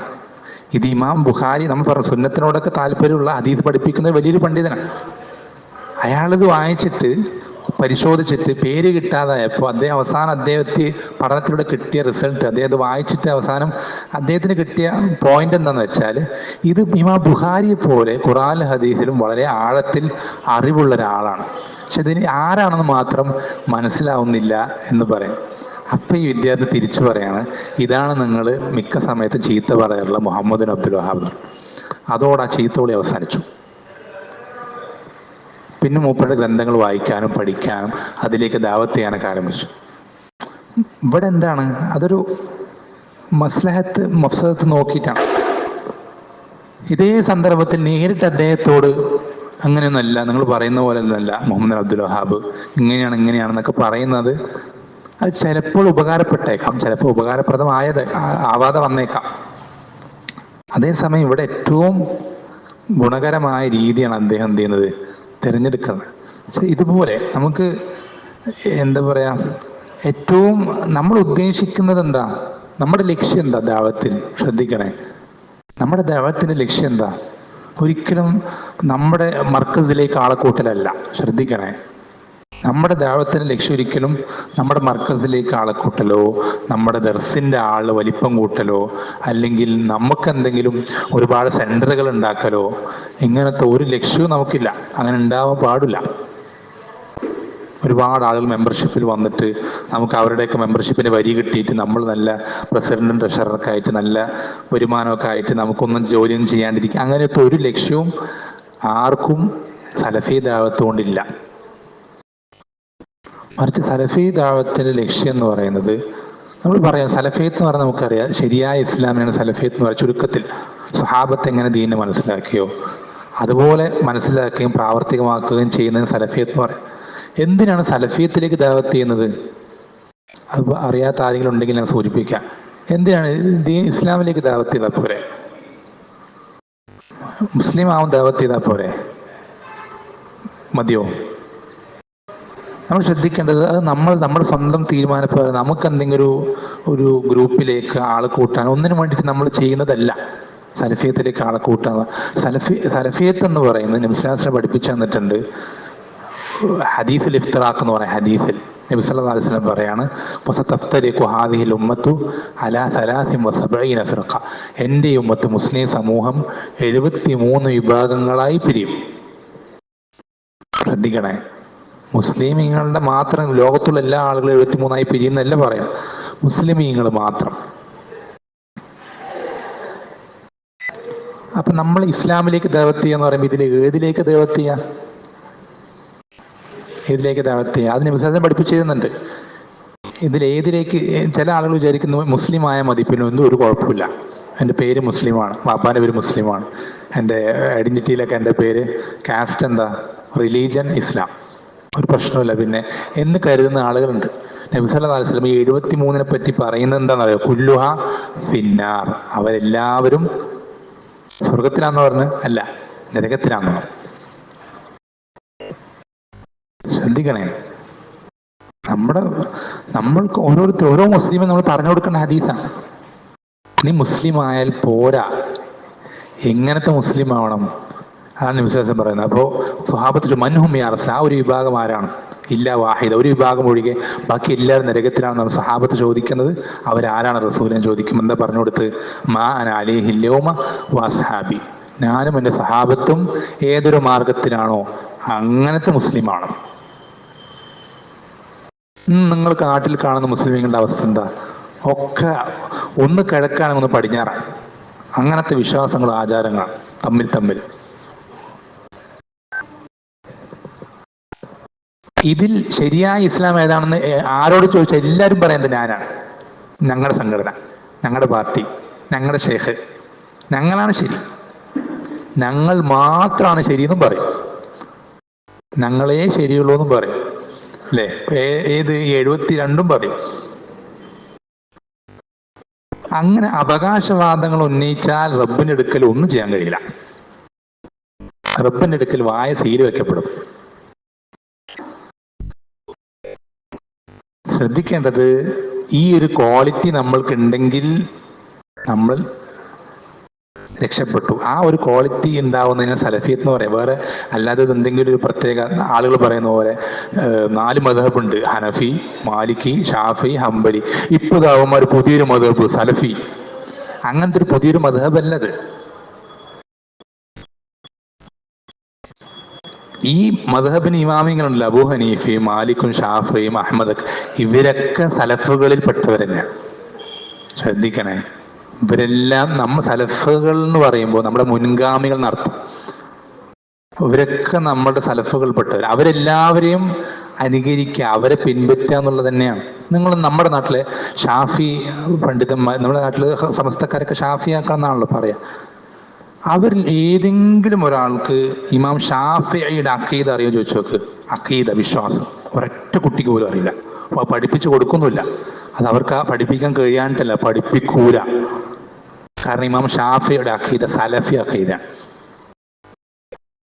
ഇവര് പറയുന്ന പോലെ വഹാബി അഖീദയാണ്, ഇബ്നു തൈമിന്റെ അഖീദ എന്നൊക്കെ അവർ പറയാറില്ലേ, ആ അഖീദയാണ് ഇമാം ഷാഫിയുടെ അഖീദ. ധൈര്യം ഉണ്ടെങ്കിൽ അത് പഠിപ്പിക്കാൻ പറയും. കഴിയൂല. പഠിപ്പിച്ചവരൊക്കെ വഹാബികളാവും, സലഫികളാവും. കഴിയൂല. നമ്മൾ വെറുതെ നമ്മുടെ പോക്കറ്റിൽ നിന്ന് എടുത്തുകൊണ്ടിരുന്ന കാര്യമില്ല സലഫിയത്ത് എന്ന് പറയുന്നത്. സലഫിയത്ത് എന്ന് പറഞ്ഞാൽ എങ്ങനെയാണോ മുൻഗാമികൾ സ്വഹാബത്തും താബിയങ്ങളും തബഅത്താബിയങ്ങളും അവർ പഠിച്ച് മനസ്സിലാക്കിയത്, അവർ പഠിപ്പിച്ച് അവർ പ്രാവർത്തികമാക്കി കാണിച്ചു തന്നത്, ആ അതേ രൂപം അതിനായാലേ നമ്മൾ നബി സല്ലല്ലാഹു അലൈഹി വസല്ലമയുടെ വാക്ക്, എൻ്റെ വാക്കല്ല, ഏതെങ്കിലും സംഘടന നേതാവിൻ്റെ വാക്കല്ല. നബി സല്ലല്ലാഹു അലൈഹി വസല്ലം പറയാണ്, ഈ ഒരു വിഭാഗം ഒഴികെ കുല്ലുഹ ഫിന്നാർ, എല്ലാവരും നരകത്തിലാണ്. ഏതാ വിഭാഗം? മാ അന അലൈഹിൽ യൗമ വഅസ്ഹാബി, ഞാനും എൻ്റെ സ്വഹാബത്തും ഏതൊരു മാർഗത്തിലായിരുന്നോ, ശ്രദ്ധിക്കണേ, എന്ന് ആ ദിവസം ചെന്നേ ദിവസം ഞാനും എൻ്റെ സ്വഹാബത്തും ഏതൊരു മാർഗത്തിലാണോ ആ മാർഗത്തിലുള്ളവർ, ആ മാർഗത്തിലുള്ള എല്ലാവരും, അത് ഇന്ന നാട്ടുകാരനാവണമെന്നില്ല, ഇന്ന സംഘടനക്കാരനാവണമെന്നില്ല, ഇന്ന മെമ്പർഷിപ്പ് വേണമെന്നില്ല, ഒന്നും വേണ്ടതില്ല. ഈ ക്വാളിറ്റി നമുക്കുണ്ടെങ്കിൽ വെച്ചാൽ അവരുടേതുപോലത്തെ വിശ്വാസം, അവരുടേതുപോലത്തെ ഇബാദത്തുകൾ, അവരുടേതുപോലത്തെ ദീനിന്റെ നിലപാടുകൾ, അവരുടേതുപോലത്തെ സ്വഭാവ മര്യാദകൾ എല്ലാം അവരുടേതുപോലെ ആയിക്കഴിഞ്ഞാൽ നമ്മൾ രക്ഷപ്പെട്ടു. നമ്മൾ ഇതല്ലാതെ വേറൊന്നും നമ്മൾ രക്ഷപ്പെടുത്തൂല. മരിച്ച് നമ്മൾ റബ്ബിന്റെ അടുക്കൽ പോയി നിൽക്കുമ്പോൾ നമ്മുടെ പിന്നാലെ നിൽക്കുന്ന ആളുകളോ അല്ലെങ്കിൽ നമ്മുടെ നേതാക്കന്മാരോ അല്ലെങ്കിൽ കൂടെയുള്ള സുഹൃത്തുക്കളോ നാട്ടുകാരോ ഒരാളും തിരിഞ്ഞു നോക്കൂല, ഒരാളും വരൂല. ഈ ഒരു ക്വാളിറ്റി നമുക്ക് ഉണ്ടെങ്കിൽ രക്ഷപ്പെടാം. ഇതാണ് സലഫി ദഅവത്ത് എന്ന് പറയുന്നത്. നമ്മൾ ആളുകളിൽ ഇതിനെതിരായിട്ട് എന്തെങ്കിലും കണ്ടു കഴിഞ്ഞാൽ അത് പറയും. അതാണ് ഈ സലഫി ദഅവത്ത്. എന്തിനു വേണ്ടിയിട്ടാണ്? ഒരിക്കലും അവരടങ്ങാറാക്കാനോ അവരുടെ വെറുപ്പ് പിടിച്ചു പറ്റാനോ ഒന്നിനുമല്ല. നമ്മൾക്ക് ആഗ്രഹമുണ്ട്, നമ്മൾ സലഫികളാവുന്ന എന്തിനാ സലഫിയായത്? ഇതുപോലെ നബി സ്വല്ലല്ലാഹു അലൈഹി വസല്ലം പഠിപ്പിച്ചതുപോലെ നരകത്ത് പോവാതെ സ്വർഗത്ത് പോവാനാ. നമുക്ക് നമ്മുടെ വാപ്പ അതുപോലെ ആവണമെന്ന് ആഗ്രഹമാണ്. നമ്മുടെ മക്കള്, നമ്മുടെ ഭാര്യ, നമ്മുടെ സഹോദരന്മാര്, നമ്മുടെ കുടുംബക്കാര്, അയൽക്കാര്, നാട്ടുകാര്, ഇവരൊക്കെ നമുക്ക് ഒറ്റയ്ക്ക് പോകാനുള്ളതല്ല സ്വർഗം. അത്രയും കുടുസായതൊന്നുമല്ല, അത്രയും ചെറുതൊന്നുമല്ല, ആകാശഭൂമികളെക്കാൾ വിശാലാണ്. നമുക്ക് ഇവരൊക്കെ കൊണ്ടേ പോകണം. നമുക്ക് ഇവരൊക്കെ വേണം സ്വർഗത്തിൽ. ഇവരൊന്നും നരകത്ത് പോവാൻ നമുക്ക് ഇവരാരെങ്കിലും നമ്മുടെ മകൻ ദുനിയാവിലൊരു വലിയൊരു കുഴിയിലേക്ക്, തീക്കൊണ്ടാരത്തിലേക്ക് വീഴുന്നത് നമ്മൾ കണ്ടു നിൽക്കുവോ? അവൻ വീഴുന്ന ഇങ്ങനെ പോകും, നമ്മൾ കാണുന്നുണ്ട്, നമ്മളിവിടെ ഇങ്ങനെ നോക്കി ഇങ്ങനെ നിൽക്കുക? ഒരിക്കലും ചെയ്യൂല. അതിനേക്കാൾ വലിയ അപകടമാണ് എന്ത്? ഈ ഒരു മാർഗത്തിൽ നിന്ന് നമ്മുടെ വാപ്പയോ സഹോദരനോ സഹോദരിയോ ആരെങ്കിലും തെറ്റിപ്പോകുന്നത് കാണുന്നതും അതേപോലെ, അതിനേക്കാൾ വലിയ അപകടം. നമ്മൾ പറയും, നമുക്കറിയുന്ന കാര്യങ്ങളാണെങ്കിൽ നമുക്കറിയുന്ന അതെങ്ങനെയാണ് പറയേണ്ടത് എന്നുള്ളത് ആ രൂപത്തിൽ നമ്മൾ പറയും. അതിനാണ് ദഅവത്ത് എന്ന് പറയുന്നത്. നമ്മൾക്ക് ആഗ്രഹിക്കുന്ന നരകമോചനം, സ്വർഗപ്രവേശനം, നരകത്ത് പോവാതെ സ്വർഗത്ത് പോവാന്നുള്ള ആ വലിയൊരു മഹാഭാഗ്യം, അത് നമ്മൾ ബാക്കിയുള്ളവരും കൂടെ ആഗ്രഹിച്ചാൽ അവിടെ ദഅവത്ത് ഉണ്ടാവും, ഉറപ്പാവും, സ്വാഭാവികമായിട്ടുണ്ടാവും. ഉറപ്പായി അവിടെ എന്തുണ്ടാവും? ദഅവത്ത് എന്നുള്ള ആ ഒരു പ്രവർത്തനത്തിന് ദഅവത്ത് എന്ന് പറയാം. അത് ചിലപ്പോൾ വാക്കുകളിലൂടെ ആയിരിക്കാം, എഴുത്തുകളിലൂടെ ആയിരിക്കാം, സൂചനകളിലൂടെ, എങ്ങനെയെങ്കിലും ആയിക്കോട്ടെ. ആ പ്രവർത്തനത്തിന് എന്ത് പറയാം? ദഅവത്ത് എന്ന് പറയാം. ഈ ഒരു പ്രവർത്തനത്തിൽ എന്ത് വേണം? ഈ പറഞ്ഞതുപോലെ അതിൽ ഉണ്ടാവുമെന്ന് വെച്ചാൽ വരും വരായികൾ എന്ന് പറയുന്നത് മലയാളത്തിൽ. അതിൽ വന്നേക്കാവുന്ന ഗുണങ്ങളും ദോഷങ്ങളും, മസ്ലഹത്തും, അതിന് മസ്ലഹത്തും എന്ന് പറയാം. അതിനെപ്പറ്റി കൃത്യമായൊരു ബോധ്യം നമുക്ക് വേണം. അതൊക്കെ നോക്കിയിട്ട് വേണം എന്ത് ചെയ്യാൻ? നമ്മളൊരു കാര്യത്തിലേക്ക്, ദഅവത്തിന്റെ ഒരു വിഷയത്തിലേക്ക് ഇറങ്ങാൻ, ഒരു കാര്യം നമ്മൾ സംസാരിക്കാൻ, അല്ലെങ്കിൽ ഒരു കാര്യം ചെയ്യരുന്ന് വരക്കാൻ. ഉദാഹരണത്തിന് ദഅവത്തിന്റെ ഏറ്റവും പ്രധാനപ്പെട്ട ഭാഗമാണെന്ത്? നന്മ കൽപ്പിക്കുക, തിന്മ വിരോധിക്കുക, അല്ലേ? നമ്മൾ ശ്രദ്ധിക്കണം. നമുക്കൊരു കാര്യം തിന്മയാണെന്ന് ഉറപ്പായും അറിയാം, അത് ഹറാം തന്നെയാണ്, ഒരു സംശയമില്ല, നമുക്ക് കൃത്യമായി അറിയാം. ആ ഹറാമ് നമ്മൾ വിലക്കണം എന്നാണ് നബി സ്വല്ലല്ലാഹു അലൈഹി വസല്ലം പഠിപ്പിച്ചത്. മൻ റഅ മിൻകും അൽ മുൻകർ ഫലിയുഗയ്യിർഹു ബിയദിഹി. നിങ്ങൾ ഒരാൾ ഒരു തിന്മ കണ്ടു കഴിഞ്ഞാൽ കൈകൊണ്ട് എന്ത് ചെയ്യട്ടെ? തടയട്ടെ. കൈകൊണ്ട് തടയാൻ സാധിച്ചില്ലെങ്കിൽ എന്ത് ചെയ്യട്ടെ? നാവ് കൊണ്ട് തടയട്ടെ. നാവ് കൊണ്ട് സാധിച്ചില്ലെങ്കിൽ കൽബ് കൊണ്ടെങ്കിലും തടയട്ടെ. അതാണ് ഈമാന്റെ ഏറ്റവും ചെറിയ. കൽബ് കൊണ്ട് തടയാൻ എങ്ങനെ? അതിനോട് വെറുപ്പുണ്ടാവുക, അങ്ങനെ അതിൻ്റെ സദസ്സുകളിൽ ഇരിക്കാതിരിക്കുക. നമ്മളിരിക്കുന്ന സദസ്സിൽ അങ്ങനെ തിന്മ വന്നു കഴിഞ്ഞാൽ എഴുന്നേറ്റ് പോവാം. അപ്പോൾ ഞാൻ പറഞ്ഞു വന്നത്, ഞാൻ മനസ്സിലാൻ വേണ്ടി പറയണം, ഒരു തിന്മ നമുക്ക് വ്യക്തമായി അറിയാം, അത് ഹറാമാണെന്ന് തന്നെ അറിയാം. ഉദാഹരണത്തിന് നടന്നൊരു സംഭവം പറയാം. ഇബ്നു തൈമിയ്യ റഹിമഹുല്ലാഹ് അദ്ദേഹത്തിന്റെ ശിഷ്യന്മാരുമായിട്ട് മസ്ജിദിൽ നിന്ന് വീട്ടിലേക്കോ വീട്ടിൽ നിന്ന് മസ്ജിദിലേക്കോ അങ്ങനെ നടന്ന് പോവാണ്. വിദ്യാർത്ഥികൾ പല സംശയങ്ങളും ചോദിക്കുന്നുണ്ട് അവരുടെ ഉസ്താദിനോട്, പലതും പല മറുപടി പറഞ്ഞു കൊടുക്കുന്നുണ്ട്. അപ്പം അങ്ങനെ പോയിക്കൊണ്ടിരിക്കുന്നതിനിടയിൽ കൂട്ടത്തിൽ ഒരു വിദ്യാർത്ഥി പള്ളിയുടെ അടുക്കൽ, ശ്രദ്ധിക്കണേ, പള്ളിയുടെ അടുക്കൽ പകിട കളിക്കുന്നതാണെന്നാണ് എൻ്റെ ഓർമ്മ. ഒരു ഹറാമായൊരു കളി, ഹറാമായ ഒരു കളി പള്ളിൻ്റെ തൊട്ടടുത്താണ്. പള്ളിന് തൊട്ടടുത്തൊരു ഗ്രൗണ്ട് ഉണ്ട്, ഒരു ഒഴിഞ്ഞ സ്ഥലമുണ്ട്. അവിടെ ഈ കുറച്ച് യുവാക്കൾ ചേർന്നിരുന്ന്, മുസ്ലിമീങ്ങൾ തന്നെയാണ്, ആ പള്ളിയിൽ നിസ്കരിക്കാൻ വരുന്ന ആളുകൾ തന്നെയാണ്, അവരവിടെ ചേർന്നിരുന്ന് ഈ കളി കളിക്കുകയാണ്. അവരെ കൊണ്ട് വേറെ ശല്യമൊന്നുമില്ല, ഒരു പ്രശ്നമില്ലാത്ത ആൾക്കാരാണ്. പക്ഷെ അവരെന്ത് ചെയ്യാണ്? അവിടെ നിന്ന് കളി കളിക്കാം. അപ്പൊ ഇതെന്ത് ചെയ്തു? ഇവരിൽ പല ആളുകളെയും ആർക്കറിയാം? ഷെയ്ഖുൽ ഇസ്ലാം ഇബ്നു തൈമിയ്യ റഹിമഹുല്ലാഹ്ക്ക് അറിയാം. ഈ കളിക്കുന്ന വ്യക്തികൾ പലരെയും അവരുടെ എന്താണ് അവരുടെ നിലപാട്, അവരുടെ ദീനിൽ എത്രത്തോളം ഉണ്ട് എന്നൊക്കെയുള്ള കാര്യം അദ്ദേഹത്തിന് അറിയാം. ഒരു വിദ്യാർത്ഥി അവരെ വിലക്കാൻ വേണ്ടി അങ്ങോട്ട് തിരിഞ്ഞപ്പോൾ ഷെയ്ഖുൽ ഇസ്ലാം എന്ത് ചെയ്തു? വിലക്കി, പോണ്ട, പറയണ്ടെന്ന്. അപ്പോൾ വിദ്യാർത്ഥി തിരിച്ചു വെച്ചു, അവർ ഹറാമാണ് കളിക്കുന്നത്, ഹറാമായ കളിയാണ് കളിക്കുന്നത്. അപ്പോൾ ഷെയ്ഖുൽ ഇസ്ലാം എന്താ പറഞ്ഞു? ഹറാമായ കളി ആണെന്ന് എനിക്കും അറിയാം, പക്ഷെ എന്താ വിഷയം? നമ്മൾ അവരെ ആ കളിയിൽ നിന്ന് വിലക്കി കഴിഞ്ഞാൽ ഈ ആളുകളെ അദ്ദേഹത്തെ അറിയുന്നോണ്ട് പറയണത് അവരെന്താ ചെയ്യുക? ഈ കളി അവസാനിപ്പിച്ച് അതേ ഗ്രൗണ്ടിൽ വേറെ കളി കളിക്കൂല. അവരെന്ത് ചെയ്യും? ഈ കളി തന്നെ വേറെ എവിടെയെങ്കിലും പോയി കളിക്കും. അതുകൊണ്ട് എന്തുണ്ടാവുക? പള്ളിയിൽ നിന്ന് ഒരു ദൂരത്താവും. പള്ളിയും ദൂരത്തായി കഴിഞ്ഞാൽ ആദ്യം ജമാഅത്ത് മാത്രം നഷ്ടപ്പെടുള്ളൂ. പിന്നെ വലിയ എന്ത് ചെയ്യും?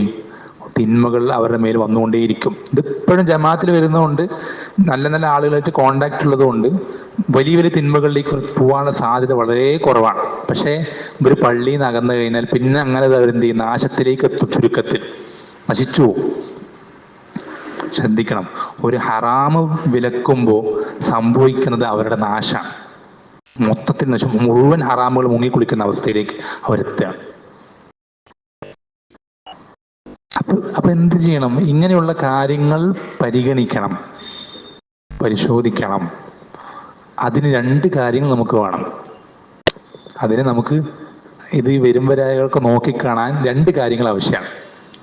എന്തൊക്കെയാ? ഒന്ന് ദീനുള്ള അറിവ്, ഒന്ന് ദീനിന്റെ വിധിവിലക്കുകളുള്ള. രണ്ടാമത്തേതെന്നുള്ളത് എന്താണ്? പരിചയ സമ്പത്ത്.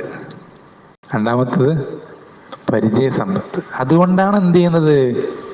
പ്രായമുള്ളവര് അല്ലേ, അൽബറക്കത്തു ഇന്ദ മാ അകാബിരിക്കും, അൽബറക്കത്തു മാ അകാബിരിക്കും. നിങ്ങളുടെ ഉമ്മത്തിന്റെ സമൂഹത്തിന്റെ ബറക്കത്ത് നിങ്ങളിൽ ആരുടെ കൂടെയാണ്? നിങ്ങളിലെ മുതിർന്ന ആളുകളുടെ കൂടെയാണ് ഹദീസിൽ പഠിപ്പിച്ചത്. കൊണ്ടാണ് മുതിർന്ന ആളുകളാവുമ്പോൾ ജീവിതത്തിൽ ഒരുപാട് അനുഭവങ്ങളും ഒരുപാട് കാര്യങ്ങളുള്ളത് കൊണ്ട് അവർക്ക് ഈ ദീർഘവീക്ഷണം എന്ന് പറയുന്ന കാര്യം ഉണ്ടാവും. ശരി, ഇതിങ്ങനെ ചെയ്താൽ പിന്നെ ഇങ്ങനെ കാര്യങ്ങൾ അതിൻ്റെ പുറകിൽ ഇങ്ങനെ വരും, ഒരു വരിയായിട്ട് വരും എന്നുള്ള കാര്യം അവർക്കുണ്ടാവും. പക്ഷെ ചെറുപ്പക്കാരാണെങ്കിലോ ആവേശ കമ്മിറ്റി ആയിരിക്കും, ഭയങ്കര എടുത്തുചാട്ടമായിരിക്കും. തേം കണ്ടാൽ അത് ഹറാമല്ലേ, പിന്നെ അങ്ങനെ മിണ്ടാതിരിക്കാം, അങ്ങനെ പറയാതിരിക്കുക, അങ്ങനെ ഭയങ്കര ഇതായിരിക്കും. രക്തം തിളച്ചു നിൽക്കുന്ന സമയമാണ്. ഹറാമുകൾ കാണുമ്പോൾ രക്തം തിളയ്ക്കണം, ഗൈറത്ത് വേണം, അതല്ല വിഷയം. പക്ഷെ എന്ത് ചെയ്യണം? ഈ ഒരു മസ്ലഹത്ത്, അതിനാണ് മസ്ലഹത്ത് മസ്ലഹത്ത് നോക്കുക എന്ന് പറയാം. അത് നോക്കണം, വരും വരാകളൊക്കെ നോക്കണം. ചിലപ്പോൾ വളരെ നല്ല കാര്യമായിരിക്കാം. നമ്മൾ പറഞ്ഞില്ലേ, ഒരു ഹറാമ് തടയാണ്.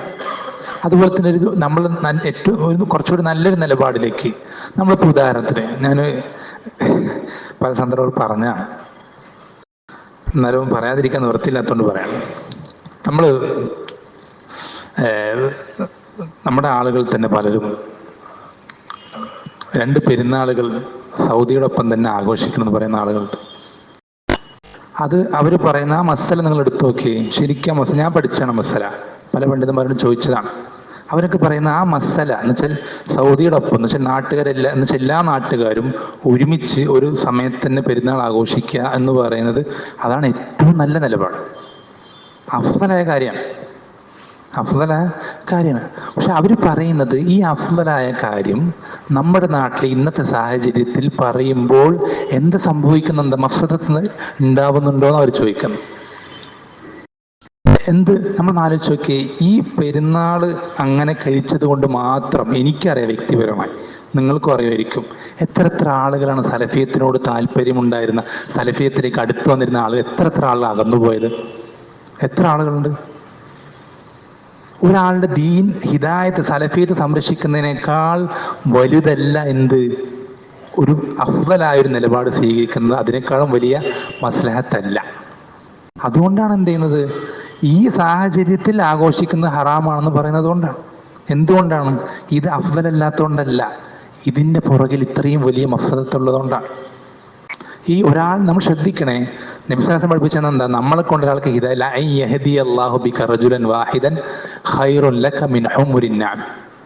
നിന്നെ കൊണ്ട് ഒരാൾക്ക് ഹിദായത്ത് കിട്ടുക എന്നുള്ളത് എന്തിനേക്കാളും നിനക്ക് നല്ല ഹൈറാണ്, ചുവന്ന ഒട്ടകം കിട്ടുന്നതിനേക്കാളും. ചുവന്ന ഒട്ടകം എന്ന് പറയുമ്പോൾ നിങ്ങൾക്ക് ചുവന്ന ഒട്ടകം പറഞ്ഞാൽ നിങ്ങൾക്ക് അതിൻ്റെ വില മനസ്സിലാവില്ല. നിങ്ങൾക്ക് മനസ്സിലാണെങ്കിൽ എന്ത് പറയണമെന്ന് അറിയോ? എന്താ പറയാ, ബെൻസെന്നോ BMW എന്നുവെച്ചാൽ ദുനിയാവിലുള്ള ഏറ്റവും നല്ലൊരു കാറ്, മുന്തിയനം കാറ്. ആ കാറ് അല്ലെങ്കിൽ ആ കാറെന്നല്ല, ആ കാറിൻ്റെ അത്രയും സമ്പത്ത് എത്ര ഉണ്ടാവും? 50 ലക്ഷമോ 75 ലക്ഷമോ അങ്ങനെയൊക്കെയാണ് ഓരോന്നിൻ്റെ വില. അത്രയും സമ്പത്ത് നിനക്ക് കിട്ടുന്നതിനേക്കാൾ നിനക്ക് ഹൈറാണെന്ത്? ദുനിയാവിലും ആഖിറത്തിൽ എന്ത്? നിന്നെ കൊണ്ട് ഒരാൾക്ക്, ശ്രദ്ധിക്കണേ, കുറേ പേർക്ക് വേണമെന്നൊന്നുമില്ല, നിന്നെ കൊണ്ട് ഒരാൾക്ക് ഹിദായത്ത് കിട്ടുന്നു. ഇതേപോലെ അപകടം പിടിച്ച കാര്യമാണിത്. നമ്മളാൽ, നമ്മുടെ ഏതെങ്കിലും പ്രവർത്തനത്താൽ ഒരാൾ ഹിദായത്ത് നഷ്ടപ്പെടുന്നത് ഇതുപോലെ അപകടം പിടിച്ച കാര്യമാണ്. നാളെ റബ്ബിൻ്റെ അടുക്കൽ ഒന്നും നിൽക്കും. അവൻ പരാതി പറയും, റബ്ബേ ഇവനിങ്ങനെ അവിടെ പെരുന്നാൾ കഴിച്ച് അതുകൊണ്ടാണ് എനിക്ക് എന്ത് ചെയ്തത്, അല്ലെങ്കിൽ ഇന്നെന്നെ കാര്യം ചെയ്ത് അതിലെനിക്ക് ഇങ്ങനെ വിഷയങ്ങളുണ്ടായി, അതുകൊണ്ടാണ് ഞാൻ റബ്ബേ ഇതിൽ നിന്ന് തെറ്റിപ്പോയത് എന്ന് നമ്മുടെ നേരെ കൈ ചൂണ്ടിക്കഴിഞ്ഞാൽ നമ്മൾ പെടും, ഉറപ്പാണ്. ഞാൻ 2 പെരുന്നാൾ അങ്ങനെ ചെയ്തിട്ടുണ്ട്, ചെയ്തു പോയിട്ടുണ്ട്. കാരണം അഫ്ദൽ അതാണെന്ന് ആ തുടക്കത്തിൽ നമുക്ക് പണ്ഡിതന്മാരുടെ സംസാരിക്കേണ്ട വിഷയമുള്ളൂ. പക്ഷെ ആ വിഷയം സംസാരിച്ചില്ല, ബന്ധപ്പെട്ടില്ല. 2 പെരുന്നാളുകൾ അങ്ങനെ കഴിഞ്ഞുപോയി. പിന്നീട് അവരോട് ആ വിഷയം സംസാരിക്കുമ്പോഴാണ് അവരെന്ത് ചെയ്യുന്നത്, ഇങ്ങനെ പല വിഷയങ്ങളുണ്ട് എന്ന് പറയുന്നത്. എന്ന് വെച്ചാൽ നമ്മൾക്ക് പഠിച്ചു എന്ന് പറഞ്ഞാൽ നമ്മൾ എന്ത് ചെയ്യാൻ പാടില്ല, പ്രായമുള്ള എന്ന് വെച്ചാൽ ഈ ഹദീസിൽ പറഞ്ഞാൽ ബറക്കത്ത് മാ അകാബിരിക്ക് എന്ന് പറയുന്ന ഹദീസ് ഉണ്ടല്ലോ, അതിൽ അകാബിർ എന്ന് പറയുന്ന ആളുകൾ ആരാ? പ്രായം മാത്രം കൂടിയ ആളുകളല്ല. അങ്ങനെയാണെങ്കിൽ ഏറ്റവും പ്രായമുള്ള ഒരാളെ പിടിച്ചിട്ട് അയാളുടെ ദീനിന്റെ വിഷയങ്ങളൊക്കെ ചോദിക്കുന്നതിൽ കാര്യമില്ലല്ലോ. പ്രായം കൂടുതലും അതുപോലെ തന്നെ എന്തും വേണം, ദീനിൽ അങ്ങേയറ്റം അറിവും വേണം. എന്നുവെച്ചാൽ അറിവിലും മുതിർന്നവരായിരിക്കണം, പ്രായത്തിലും മുതിർന്നവരായിരിക്കണം. അപ്പോഴാണ് എന്ത് വരിക, ഈ മസ്ലഹത്ത് മഫ്സദത്തൊക്കെ നോക്കിക്കാണാൻ കഴിയും. അങ്ങനെ അവരുമായിട്ട് സംസാരിച്ചപ്പോൾ അവരെന്ത് പറഞ്ഞു, ഇതിൽ നിന്ന് പരസ്യമായി തൗബ ചെയ്യാൻ പറഞ്ഞു. അതുകൊണ്ടാണ് ഞാൻ ആ വിഷയം പരസ്യമായിട്ട് പല സ്ഥലങ്ങളിലും ഇപ്പൊ ഈ സംസാരിക്കുന്നവരും ആ തൗബയുടെ ഭാഗമായിട്ടാണ്. കാരണം ഇല്ലല്ലതിനെ താബു വാസ്ലഹു ബയ്യനു, ഞാൻ കേടുവരുത്തി ഞാൻ തന്നെ നന്നാകാൻ എൻ്റെ ബാധ്യതയാണ്, എനിക്കത് പറഞ്ഞേ പറ്റൂ. അല്ലെങ്കിൽ ഞാൻ എന്ത് ചെയ്യും, ഇവരുടെ അടുക്കൽ ആ ചോദ്യം ചെയ്യപ്പെടുമ്പോൾ ഞാൻ കുടുങ്ങിപ്പോവും. എൻ്റെ പലതും അവർക്ക് കൊടുക്കേണ്ടി വരും. അവരുടെ ഹിദായത്തിന് പകരമായിട്ട് ഞാൻ പലതും അവർക്ക് നൽകേണ്ടി വരും. അതിന് ഒരു പരിഹാരമായിക്കൊണ്ട്, പ്രായശ്ചിത്തമായിക്കൊണ്ടാണ് എന്ത് ചെയ്യുന്നത്, പരസ്യമായി ചെയ്ത ഒരു തിന്മ പരസ്യമായി തന്നെ സംസാരിക്കുക, അതിനെപ്പറ്റി ചർച്ച ചെയ്യുക ചെയ്യുന്നത്. അതുകൊണ്ടാണ് എനിക്ക് റബ്ബിൻ്റെ അടുക്കൽ ഒരു ഉദർവാണ്. റബ്ബിൻ്റെ അടുക്കൽ എനിക്ക് പറയാൻ പറ്റണം, റബ്ബെ അങ്ങനെ ഒരു തെറ്റ് സംഭവിച്ചു പോയിരുന്നു, പക്ഷേ ഞാനത് തെറ്റാണെന്നും അതങ്ങനെ ചെയ്യുന്നത് എനിക്ക് പറ്റിയൊരു അബദ്ധമാണെന്നും അത് പണ്ഡിതന്മാർ സംസാരിച്ചപ്പോൾ തെറ്റ് ബോധ്യപ്പെട്ടെന്നും അത് ഞാൻ പരസ്യമായി സംസാരിച്ചിരുന്നെന്നും അത് കാരണത്താൽ എനിക്ക് ഇവരോട് ബാധ്യത ഇല്ലെന്ന് എനിക്ക് റബ്ബിന്റെ മുന്നിൽ പറയാൻ പറ്റണം. അല്ലാത്തടത്തോളം ഞാൻ പെട്ടുപോകും. കാരണം ഒരാളുടെ ഹിദായത്തിന്റെ വിഷയം എന്ന് പറയുന്നത് അത്രയും ഗൗരവമുള്ള വിഷയമാണ്. നമ്മുടെ ദഅവത്ത് കാരണത്താൽ ഒരാളുടെ ഹിദായത്ത് നഷ്ടപ്പെടാൻ പാടില്ല. നമ്മുടെ ദഅവത്ത് കാരണത്താൽ നമ്മുടെ ദഅവത്തിൽ നമ്മൾ ഏറ്റവും അധികം ശ്രദ്ധിക്കേണ്ട മസ്ലഹത്ത് അതാണ്, ആളുകളുടെ ഹിദായത്ത് എന്നുള്ളതാണ്. സലഫി ദഅവത്തിൽ ഏറ്റവും അടിസ്ഥാനം എന്നുള്ളത് ആളുകളുടെ നമ്മുടെ ആളുകളുടെ അവരുടെ ദീന് ഹിദായത്ത് എന്നുള്ള കാര്യം, ഇതാണ് ഏറ്റവും വലിയ മസ്ലഹത്ത്. ഇത് നഷ്ടപ്പെടുന്നുണ്ടെങ്കിൽ നമ്മൾ ബാക്കിയൊക്കെ മാറ്റിവെക്കും, എല്ലാം മാറ്റിവെക്കും. അഫ്ദലായ നിലപാടായിക്കോട്ടെ, റാജിഹ് ആയിക്കോട്ടെ, ഒക്കെ എന്നാലും നമ്മൾ എന്ത് ചെയ്യും, അത് മാറ്റിവെക്കും. കാരണം ഇതാണ് ഏറ്റവും വലിയ മസ്ലഹത്ത്. ഇത് നഷ്ടപ്പെടുമെങ്കിൽ നമ്മൾ ബാക്കിയൊന്നും ഒരു കാര്യം ചെയ്യില്ല. നോക്കണം നിങ്ങൾ, നബി സല്ലല്ലാഹു അലൈഹി വസല്ലമയുടെ നിലപാടാണിത്. നബി സല്ലല്ലാഹു അലൈഹി വസല്ലം ഒരുപാട് കാര്യങ്ങൾ ചെയ്യാതിരുന്നിട്ടുണ്ട്. അത് അഫ്ദലാണെന്നുള്ളതിൽ ഇജ്മാ ഉള്ള ഒരുപാട് കാര്യങ്ങൾ നബി സല്ലല്ലാഹു അലൈഹി വസല്ലം നോക്കണം. ഏറ്റവും ശക്തിയുള്ള, ഏറ്റവും ധൈര്യമുള്ള, ഏറ്റവും അധികം ചിന്തിക്കാൻ കഴിവുള്ള, എല്ലാ കാര്യത്തിലും കൂടുതൽ ദീർഘവീക്ഷണമുള്ള അള്ളാഹുവിന്റെ റസൂലാണ് സല്ലല്ലാഹു അലൈഹി വസല്ലം. അദ്ദേഹം ഒരുപാട് കാര്യങ്ങൾ ചെയ്യാതിരുന്നിട്ടുണ്ട്. ഉദാഹരണങ്ങൾ ഞാൻ പറഞ്ഞുതരാം. കഅബ നബി സല്ലല്ലാഹു അലൈഹി വസല്ലം കാലത്ത് അത് പണിയപ്പെട്ടിരുന്നത് ഖവായിദ് ഇബ്രാഹിമിലല്ല. ഇബ്രാഹിം അലൈഹി ഇസ്ലാം പണിത 4 സ്തംഭങ്ങളുണ്ട്, 4 തൂണുകൾ. അതാണ് അതിന്റെ ശരിക്കുള്ള അള്ളാഹ് നിശ്ചയിച്ചു കൊടുത്ത അതിർവരമ്പ്. അതാണ്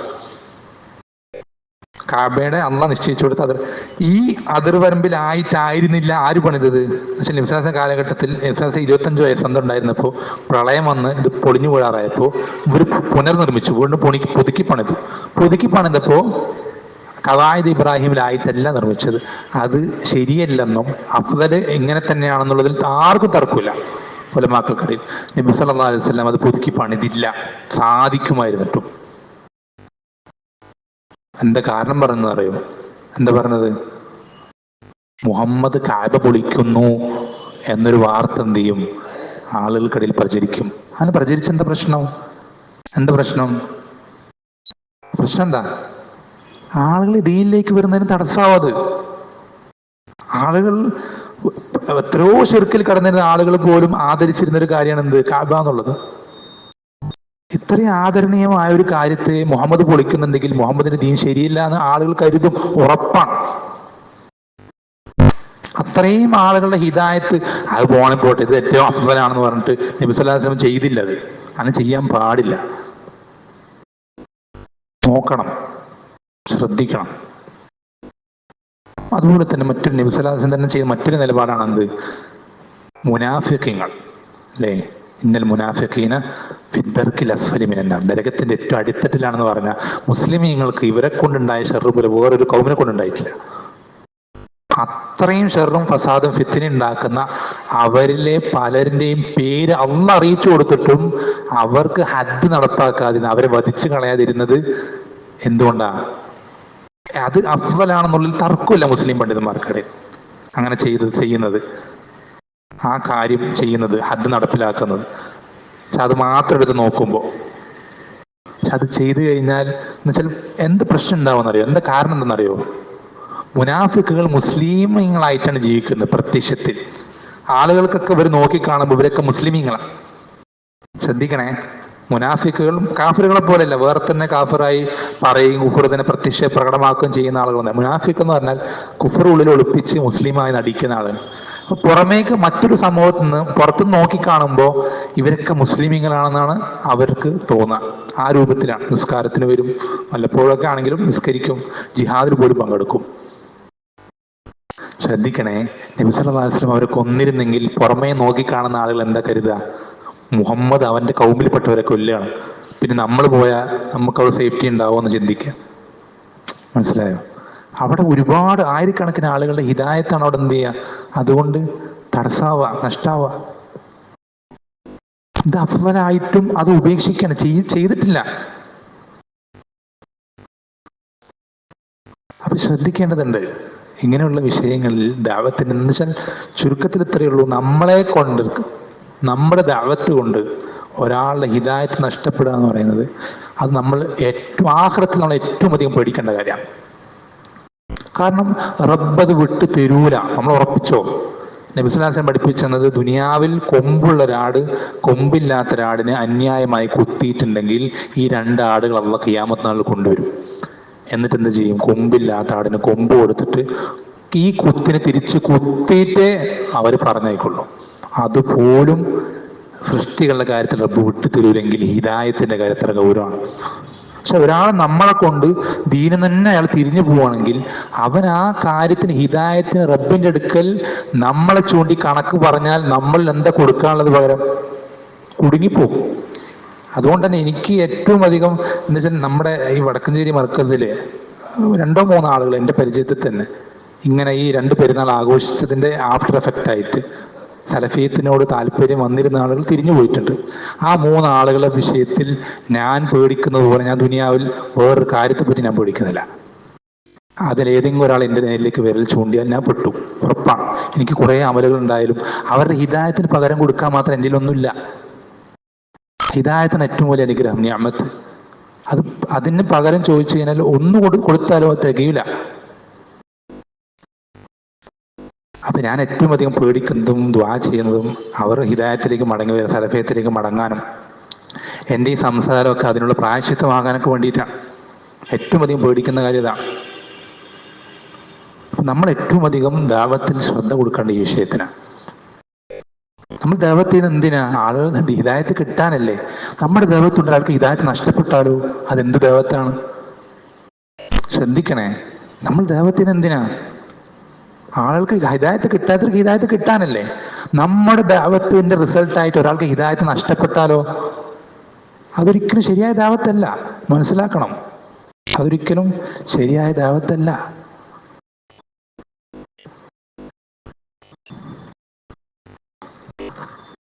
വളരെ ഗൗരവത്തിൽ ശ്രദ്ധിക്കേണ്ട കാര്യമാണ്. അപ്പൊ ഈ ഹിദായത്ത് നമ്മൾ ശ്രദ്ധിക്കേണ്ടത് 1-2 കാര്യങ്ങൾ പറഞ്ഞിട്ട് അവസാനിപ്പിക്കാം. ഹിദായത്ത് നഷ്ടപ്പെട്ടു പോകാതിരിക്കാൻ നമ്മൾ ശ്രദ്ധിക്കുമ്പോൾ ഏറ്റവും ആദ്യം ശ്രദ്ധിക്കേണ്ടത് ലോകത്തുള്ള എല്ലാ നാട്ടുകാരെയല്ല, നമ്മുടെ കൂടെയുള്ളവരാണ്. നമ്മുടെ കൂടെയുള്ളവരാണ്. നമ്മുടെ കൂടെയുള്ളവർക്കിടയിൽ ഫിത്ന ഉണ്ടാവുന്ന പല കാര്യങ്ങളും, അവർക്കിടയിൽ ശുഭഹത്തുകളാവുന്ന പല കാര്യങ്ങളും, ഇത് വളരെ ഗൗരവത്തിലെടുക്കേണ്ട വിഷയമാണ്. അതൊരു തരത്തിൽ നമ്മൾ എന്ത് ചെയ്യാൻ പാടില്ല, അലംഭാവം കാണിക്കാൻ പാടില്ല. നമ്മളിപ്പോ ഉദാഹരണത്തിന് ഇപ്പോ ഈ വിഷയം തന്നെ, പെരുന്നാൾ വിഷയം സംസാരിക്കുന്നത് ആ ഒരു ലക്ഷ്യം മാത്രം വെച്ചുകൊണ്ട്. കാരണം നമ്മുടെ കൂടെ നിന്നിരുന്ന ആളുകളാണ് എന്ത് ചെയ്യുന്നത് എന്നുവെച്ചാൽ, നമ്മൾ ശ്രദ്ധിച്ചു, പണ്ഡിതന്മാർ പറയാറുണ്ട്, നമ്മൾ ലാഭത്തേക്കാൾ ശ്രദ്ധിക്കേണ്ട എന്തിനാ കച്ചവടത്തിൽ എല്ലാ കച്ചവടക്കാർക്കും അറിയുന്ന കാര്യം, നമ്മൾ ലാഭത്തിനേക്കാൾ ഏറ്റവും കൂടുതൽ കോൺസെൻട്രേഷൻ ചെയ്യുക എന്തിനാ? നമ്മുടെ മുതൽ മുടക്കിനാണ്. അതുപോലെ തന്നെ നമ്മുടെ കൂടെയുള്ള ആളുകളുടെ ഹിദായത്ത് നഷ്ടപ്പെട്ടു പോകുന്നത് ഒരു തരത്തിലും നമ്മൾ എന്ത് ചെയ്യാൻ പാടില്ല, കണ്ടു നിൽക്കാൻ പാടില്ല. അതിനുവേണ്ടി നമുക്ക്, അതാണ് സലഫി ദഅവത്തിലെ ഏറ്റവും മർമ്മപ്രധാന ഭാഗം. അതാണ് മുതൽ മുടക്ക് സംരക്ഷിക്കുക എന്നുള്ളതാണ്. അത് കഴിഞ്ഞിട്ടേ പിന്നെ ലാഭത്തിലേക്ക് നോക്കുള്ളൂ. ശ്രദ്ധിക്കണേ, മുതൽ മുടക്ക് എന്നുവെച്ചാൽ നമ്മുടെ ഉള്ളിൽ, നമ്മുടെ ആളുകൾക്കിടയിൽ പ്രചരിക്കുന്ന എന്തെങ്കിലും ശുഭത്തുകൾ ഉണ്ടെങ്കിൽ അത് നമ്മൾ ക്ലിയർ ആക്കി കൊടുക്കാൻ നമുക്ക് സാധിക്കില്ല. അതിൻ്റെ ആളുകളെ കൊണ്ടുവന്നു വെച്ചാൽ ആ നമ്മുടെ ആളുകൾക്കിടയിൽ സലഫിയത്ത് ക്ലിയർ ആയിരിക്കണം, കലർപ്പില്ലാത്ത രൂപത്തിലായിരിക്കണം. അവിടെ നിന്ന് ഇവിടുന്ന് പല ഫിത്തനകൾ വരുമ്പോൾ നമ്മുടെ ആളുകൾക്ക് ആ വിഷയത്തിൽ നിലപാടിൽ, ഇപ്പോൾ ഉദാഹരണത്തിന് ഇന്നിപ്പോ ഈ കുറച്ച് ദിവസങ്ങളായിട്ട് ഏറ്റവും അധികം പ്രചരിച്ചുകൊണ്ടിരിക്കുന്ന ഫിത്തനയാണ് ഉദുർബിൽ ജഹലിന്റെ ഫിത്തന, തക്ഫീറിന്റെ ഫിത്തന. ഇത് കോട്ടക്കലിൽ ഒരാള്, ഏതോ ഒരാള്, ആരാണെന്ന് എന്താണെന്ന് ഒന്നും അറിയില്ല, അങ്ങനത്തെ ഒരാൾ പെട്ടെന്നൊരു ദിവസം വന്നിട്ട് അയാൾ മുഴുവൻ ഈ വിഷയം മാത്രം സംസാരിക്കുന്നു. അയാളുടെ സംസാരത്തിൽ ചുരുക്കം എന്താണെന്നറിയോ? അയാളുടെ സംസാരത്തിൽ ചുരുക്കത്തേ ഉള്ളൂ, അയാളുടെ കൂടെ നിൽക്കാത്തവരൊക്കെ കാഫിറുകളാണ്. ഇങ്ങനൊരു ഫിത്തന നമ്മൾക്കിടയിൽ പ്രചരിപ്പിക്കുമ്പോൾ നമ്മൾ ശ്രദ്ധിക്കണം. അത് നമ്മുടെ ആളുകൾക്ക് അത് പറഞ്ഞു കൊടുക്കേണ്ട ബാധ്യത നമുക്കുണ്ട്. ഒന്നാമത് അങ്ങനെയുള്ള ആളുകളുടെ സംസാരം തിരിഞ്ഞു നോക്കേണ്ടതില്ല. ആരാണ് ഫൻദുറു അമ്മൻ തഖുദൂന ദീനക്കും, നിങ്ങൾ ദീൻ എടുക്കുന്ന ആരെന്നാ നോക്കണം. കാല റസൂൽ പറയുന്ന എല്ലാവരും ദീൻ എടുക്കരുത്. ദീൻ എടുക്കുന്നതിൽ വളരെ സൂക്ഷ്മത വേണം.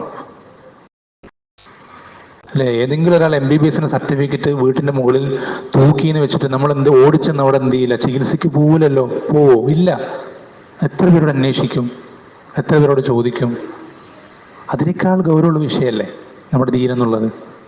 കാല റസൂൽ എന്ന് പറയുന്ന എല്ലാവരുടെയും കേൾക്കാൻ പാടില്ല.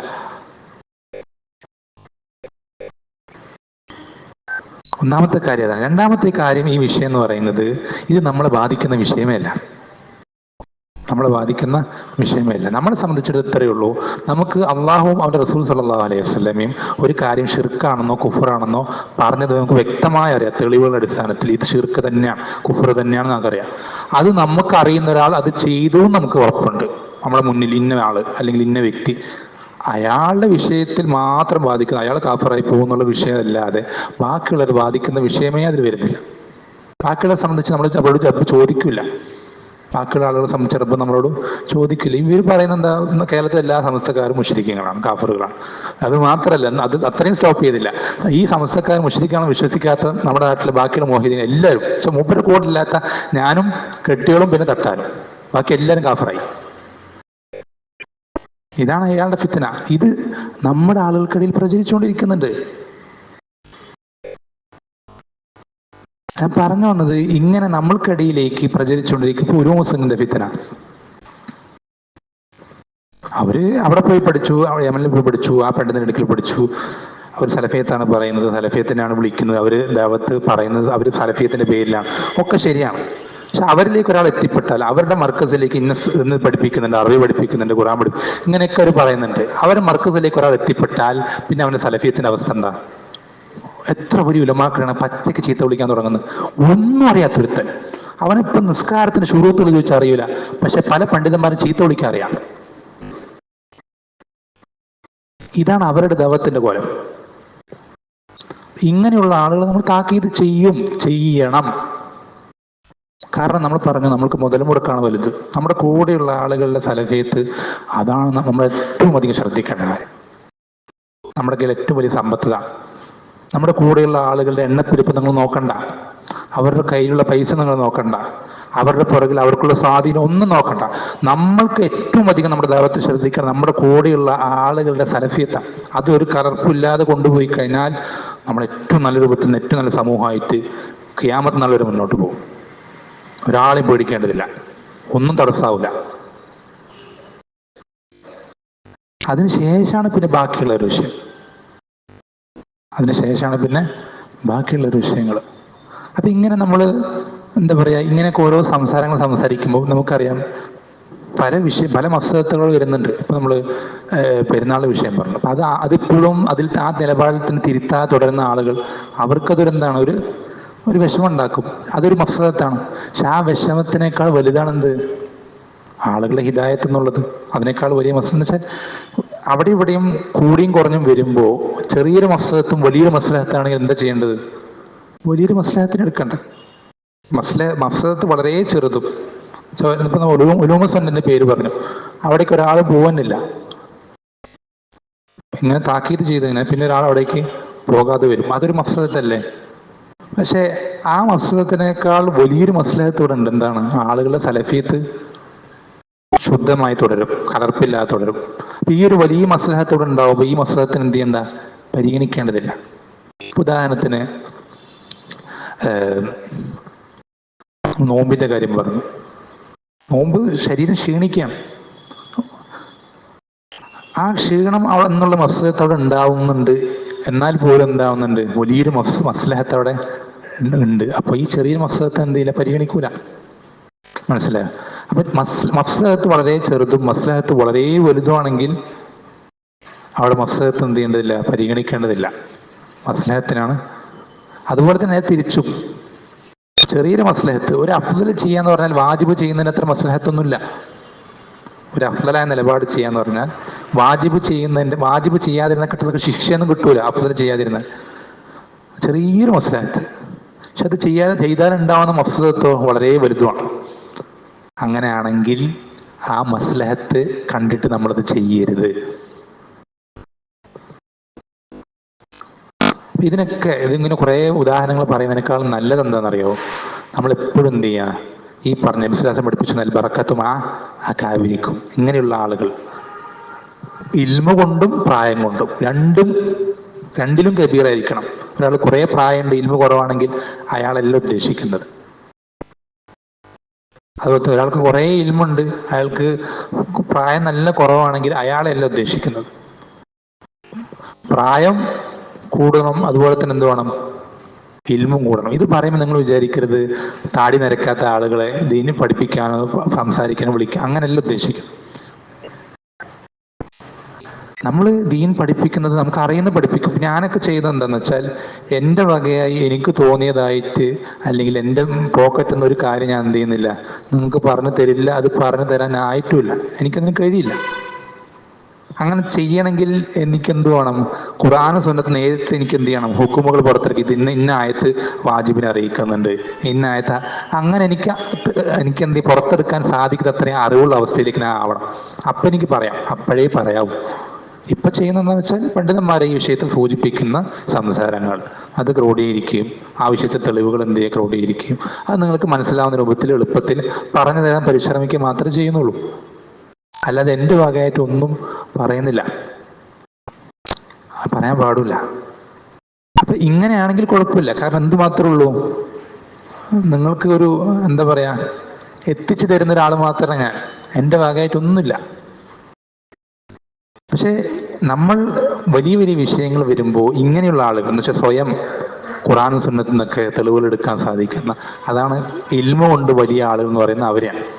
ചിലർ ചെറിയ പ്രായത്തിൽ തന്നെ ആ അളവിലേക്ക് എത്തി. ഇബ്നു അബ്ബാസ് റളിയല്ലാഹു അൻഹു അദ്ദേഹം ഇങ്ങനെയുള്ള ആളാണ്. പക്ഷെ വളരെ അപൂർവം ഉണ്ടാവുള്ളൂ കേട്ടോ അങ്ങനെയുള്ള ആളുകൾ.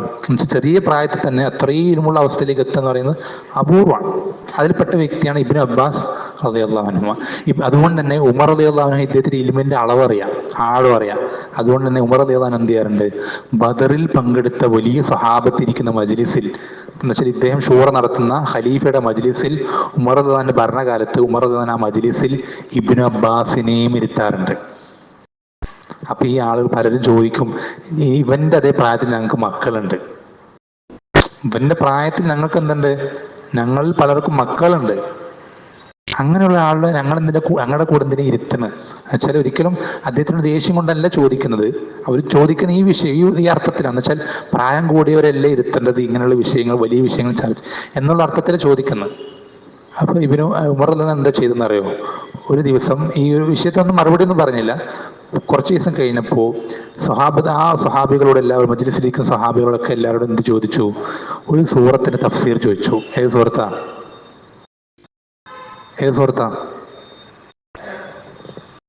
ചെറിയൊരു സൂറത്താ, സൂറത്ത് നസ്ർ.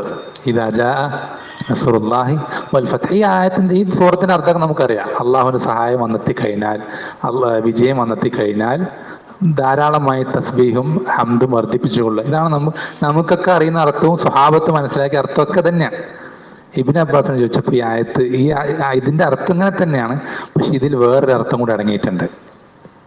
ഇതിലെന്ത് ചെയ്തിട്ടുണ്ട്? ഈ ഒരു സൂറത്തിൽ മറ്റൊരു എന്താണ് അർത്ഥം? ഇവരാർക്കും അറിയില്ല അർത്ഥം. അദ്ദേഹം പറഞ്ഞ് നബി സല്ലല്ലാഹു അലൈഹി വസല്ലമയുടെ വഫാത്തിനടുത്തു എന്നറിയിക്കുന്ന അടയാളമാണ് ഈ സൂറത്ത്. ഈ അറിവ് എവിടെ നിന്ന് കിട്ടിയത്? ഇവർക്ക് ആർക്കും ഇല്ല അറിവ്. അത് അദ്ദേഹം അവിടെ ചോദിക്കാൻ കാരണം ഇദ്ദേഹത്തിന്റെ ഇൽമത്രയും ഇവരെ പോലെ തന്നെ വലിയൊരു ഇൽമാണെന്ന് അറിയിക്കാൻ വേണ്ടിയിട്ടാണ്. അങ്ങനെ ഉണ്ടാവാം, അത് പക്ഷെ അപൂർവം, റയറാണ്. പൊതുവെ നമ്മൾ മൊത്തത്തിൽ പറയുമ്പോൾ പ്രായം അതുപോലെ തന്നെ അറിവും രണ്ടും കൂടിയ ആളുകളോട് എന്ത് ചെയ്യുക? നമ്മൾ എന്തെങ്കിലും വിഷയങ്ങൾ സംശയം വരുമ്പോൾ അവരിലേക്ക് മടക്കുക. ഫസ്അലൂ അഹ്ല ദിക്ർ ഇൻ കുൻതും ലാ തഅലമൂൻ. നിങ്ങൾക്ക് അറിയില്ലെങ്കിൽ അറിവുള്ളവരോട് ചോദിക്കുക. ഇങ്ങനെയുള്ള ആളുകളോട്, ഇങ്ങനെയുള്ള നബി പറഞ്ഞ രൂപത്തിലുള്ള ആളുകളോട് ചോദിക്കുക. അപ്പോൾ അവർ ശരിക്കുള്ള നിലപാടുകൾ പറഞ്ഞുതരും.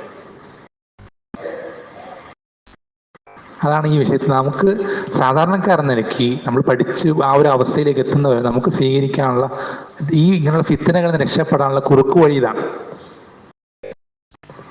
നിങ്ങൾ പഠിക്കണം എന്നല്ല ഞാൻ പറയും. നിങ്ങൾ പഠിക്കണം, പഠിച്ചുകൊണ്ടേയിരിക്കണം. ആ അവസ്ഥയിൽ എത്തുന്നവരെ നിങ്ങൾ പഠിക്കണം. പക്ഷെ ആ അവസ്ഥ അതിന് പെട്ടെന്ന് കഴിയില്ല. അത് ആ ഒരു അവസ്ഥയിലേക്ക് എത്തുന്നവരെ നിങ്ങൾക്ക് എന്ത് വേണം? ഒരു പിടിവള്ളി തൽക്കാലം വേണ്ടേ? അതിനിടയിൽ തെറ്റിപ്പോകാനോ വഴിതെറ്റിപ്പോകാനോ പാടില്ല. അതിനെന്ത് വേണം? ഈ ഒരു പിടിവള്ളി മുറുകെ പിടിക്കണം. അങ്ങനെയുള്ള പണ്ഡിതന്മാരായിട്ട് നമുക്ക് ബന്ധം വേണം.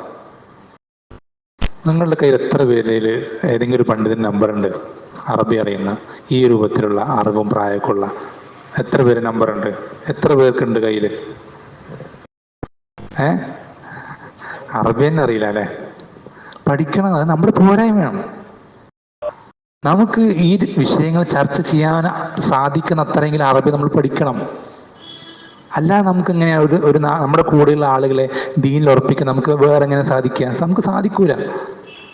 എപ്പോഴും ആണെന്നല്ല, നമ്മൾ ഇങ്ങനെയുള്ള ചില കുടുങ്ങിയ ഘട്ടങ്ങളിൽ നമ്മൾ ശുഭത്തിൽ പെട്ടുപോകുന്ന ഫിത്തനകളൊക്കെ വരുന്ന സന്ദർഭത്തിൽ നമ്മൾ ഒരു നിലപാടെടുക്കുന്നതിന് മുമ്പ് ഈ വിഷയം ചോദിച്ച് അവർ പറയുന്ന ഉത്തരത്തിനനുസരിച്ച് നിലപാടെടുത്തു കഴിഞ്ഞാൽ നമ്മൾ സേഫായി. അങ്ങനെ ചോദിക്കണമെങ്കിൽ നമുക്ക് അറബി അറിയാം, നമ്മൾ പഠിക്കണം. അതുകൊണ്ടാണ് ഷെയ്ഖുൽ ഇസ്ലാം പറയുന്നത് അൽ അറബിയ്യത്തു മിനദ്ദീൻ. അറബി ഭാഷ എന്ന് പറയുന്നത് ദീനിൽപ്പെട്ടാണ്. സ്പോക്കൺ ഇംഗ്ലീഷ് പഠിക്കുന്ന പോലെയോ മറ്റേതെങ്കിലും ഭാഷ പഠിക്കുന്ന പോലെ ഒന്നല്ല. അറബി പഠിച്ചാൽ പ്രതിഫലം കിട്ടും, ദീൻ പഠിക്കുന്ന പോലെ തന്നെ. ആ അറബി ഭാഷ പഠിക്കലാണെങ്കിൽ ഇംഗ്ലീഷ് പഠിക്കുന്ന അത്രയും, ഇംഗ്ലീഷൊക്കെ ലോകത്ത് ഏറ്റവും പ്രയാസമുള്ള ഭാഷകൾപ്പെട്ടൊരു ഭാഷയാണ്. അതൊക്കെ എത്ര പെട്ടെന്ന് ആൾക്കാർ പഠിക്കുന്നു. അത് പഠിക്കുന്നതിൻ്റെ 10% പോലും പ്രയാസമില്ല അറബി ഭാഷ പഠിക്കാൻ. എന്നാലും ആരോട്ട് തിരിഞ്ഞു നോക്കൂല. അത് നമ്മുടെ ഈമാനിൻ്റെയും അതുപോലെ തന്നെ എന്താ പറയാ സത്യസന്ധതയുടെ ഒക്കെ അളവിൻ്റെ കുറവിനെ അറിയിക്കുന്നു. പരിശ്രമിക്കണം പരമാവധി, കഴിവിൻ്റെയും അറിവിൻ്റെയൊക്കെ പരമാവധി. അങ്ങനെയുള്ള ആളുകളെ നമ്മൾ പിടിച്ചു കൊണ്ടുവന്ന് ഇരുത്തി നിങ്ങളെ പഠിപ്പിച്ചിട്ടേ അവർ വിടാൻ പാടുള്ളൂ. എന്നെ നോക്കട്ടെ, ഞാൻ പെട്ടെന്ന് പോവും. അങ്ങനെ പൊതുവെ ഇവിടെ നാട്ടിലുള്ള ആളുകൾ നിങ്ങൾക്ക് കൊണ്ടുവരാനും പഠിപ്പിക്കാനൊക്കെ സാധിക്കുന്ന ആളുകൾ നമ്മൾ പഠിപ്പിക്കണം. അതിൻ്റെ അടിസ്ഥാനങ്ങളെങ്കിലും. ഇപ്പോൾ ഉദാഹരണത്തിന് അജുറൂമിയ അല്ലെങ്കിൽ നഹുൽവാദിഹ, ഇങ്ങനെ ഏതെങ്കിലും ഒരു അടിസ്ഥാനം ചെറിയൊരു പുസ്തകം പഠിച്ചാൽ തന്നെ കുറേയൊക്കെ നമുക്ക് എന്ത് ചെയ്യും? അടിസ്ഥാനങ്ങൾ മനസ്സിലാവും. പിന്നെ കുറച്ച് വൊക്കാബുലറി എന്ന് വെച്ചാൽ പദങ്ങൾ, ഇന്ന വാക്കുകൾക്ക് ഇന്നാണ് പറയാം. അത് നമ്മൾ കുറച്ച് മുന്നോട്ട്, ആ തുടക്കത്തിൽ പ്രയാസം ഉണ്ടാവും. കുറച്ചൊന്ന് മുന്നോട്ട് പോയി കഴിഞ്ഞാൽ പിന്നെ നമ്മൾ ഡെയിലി കാണുന്ന വാക്കുകൾ തന്നെയാണ് ആവർത്തിച്ചു വരിക. അള്ളാഹ് എന്നുള്ള പദം ഖുർആനിലത്ത് ഒരുപാട് സ്ഥലങ്ങൾ വരുന്നുണ്ട്. അതൊരിക്കത് അതിന്റെ അർത്ഥം പഠിച്ചു കഴിഞ്ഞാൽ പിന്നെ വീണ്ടും പഠിക്കേണ്ട ആവശ്യമില്ല, അത് കഴിഞ്ഞു. അങ്ങനെ തന്നെ ഓരോ പദങ്ങളും അങ്ങനെ തന്നെ. നമ്മൾ ഡെയിലി ഒരു കാര്യം പഠിച്ചത് വീണ്ടും അങ്ങനെ കടന്നു വന്ന് നമുക്കത് പരിചയമാവും. നമുക്കറിയാത്ത വാക്കുകൾ കുറഞ്ഞു വരും. അങ്ങനെ ആകണം. ഇത് ഇൽമിൻ്റെ ദീനാണ്. നമുക്ക് നമ്മൾ നല്ല വ്യക്തിത്വം അല്ലെങ്കിൽ നല്ല ഉദ്ദേശശുദ്ധി മാത്രം കൊണ്ട് ഈ ദീനിലൊന്നും ചെയ്യാൻ കഴിയില്ല. നമുക്ക് നല്ല താല്പര്യമുണ്ട്, നല്ല ആവേശമുണ്ട്, നല്ല ബുദ്ധിശക്തിയുണ്ട്, ഇതുകൊണ്ടൊന്നും കഴിയില്ല. ദീൻ പിടിക്കണം.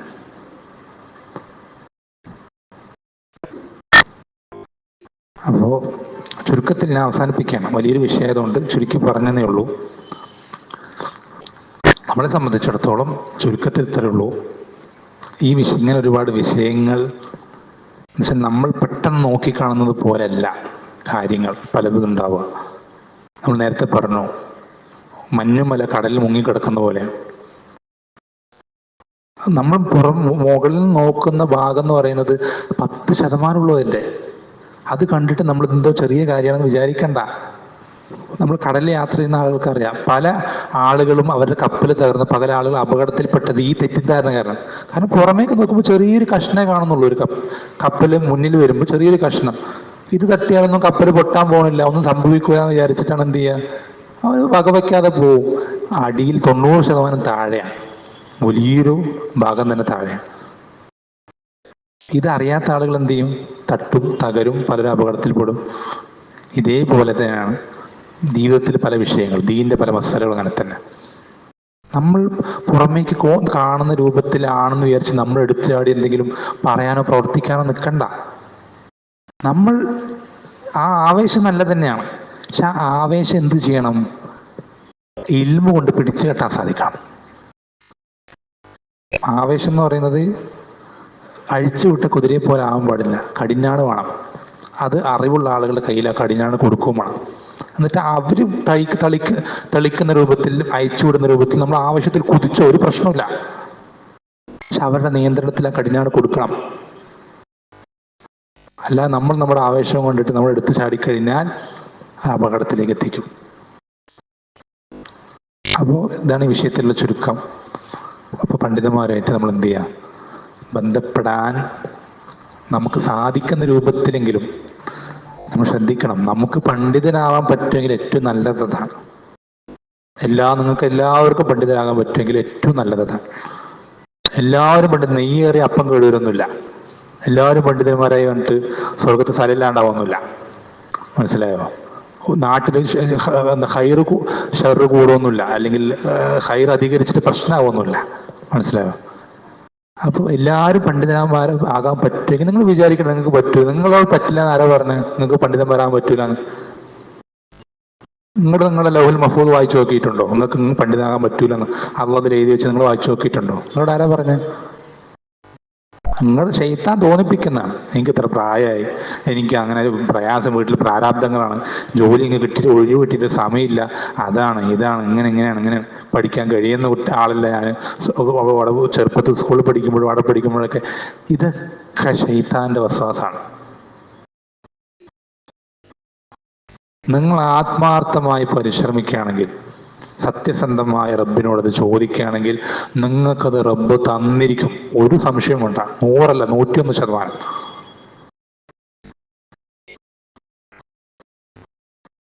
ഈ കണ്ട ഉലമാക്കളൊക്കെ ഉമ്മാന്റെ വയറ്റിൽ നിന്ന് കിതാബ് ഓതി പഠിച്ചിട്ട് വന്നവരാ ആണോ?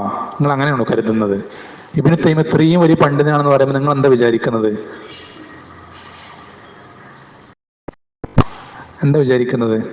അത് നിങ്ങളെപ്പോലെ തന്നെ പഠിച്ച് മനുഷ്യനായി ജനിച്ച് ഒന്നും അറിയാത്ത രൂപത്തിൽ വല്ലാഹു അഖ്റജകും മിൻ ബുതൂനികും ഉമ്മഹാതികും ലാ തഅലമൂന ശൈഅ, ഒന്നും അറിയാത്തവരായിട്ടാണ് അല്ലാഹു സുബ്ഹാനഹു വ തആല ഓരോരുത്തരെയും ഒരു ഉമ്മാന്റെ വയറ്റിൽ നിന്ന് പുറത്തേക്ക് കൊണ്ടുവരുന്നത്.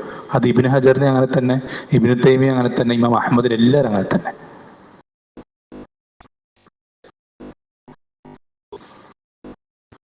അവർക്ക് ഇങ്ങനെ അവരൊന്നും അറിയാത്ത, നമ്മളെപ്പോലെ തന്നെ കരയാനല്ലാതെ ഒന്നും അറിയാത്ത രൂപത്തിൽ അവർ ജനിച്ചിട്ട് അവർക്ക് ഇത്രയും ഇൽമിലേക്ക് എത്താൻ പറ്റുമെങ്കിൽ അതെന്തിനറിയിക്കുന്നുണ്ട്? നമ്മൾക്കും പറ്റും.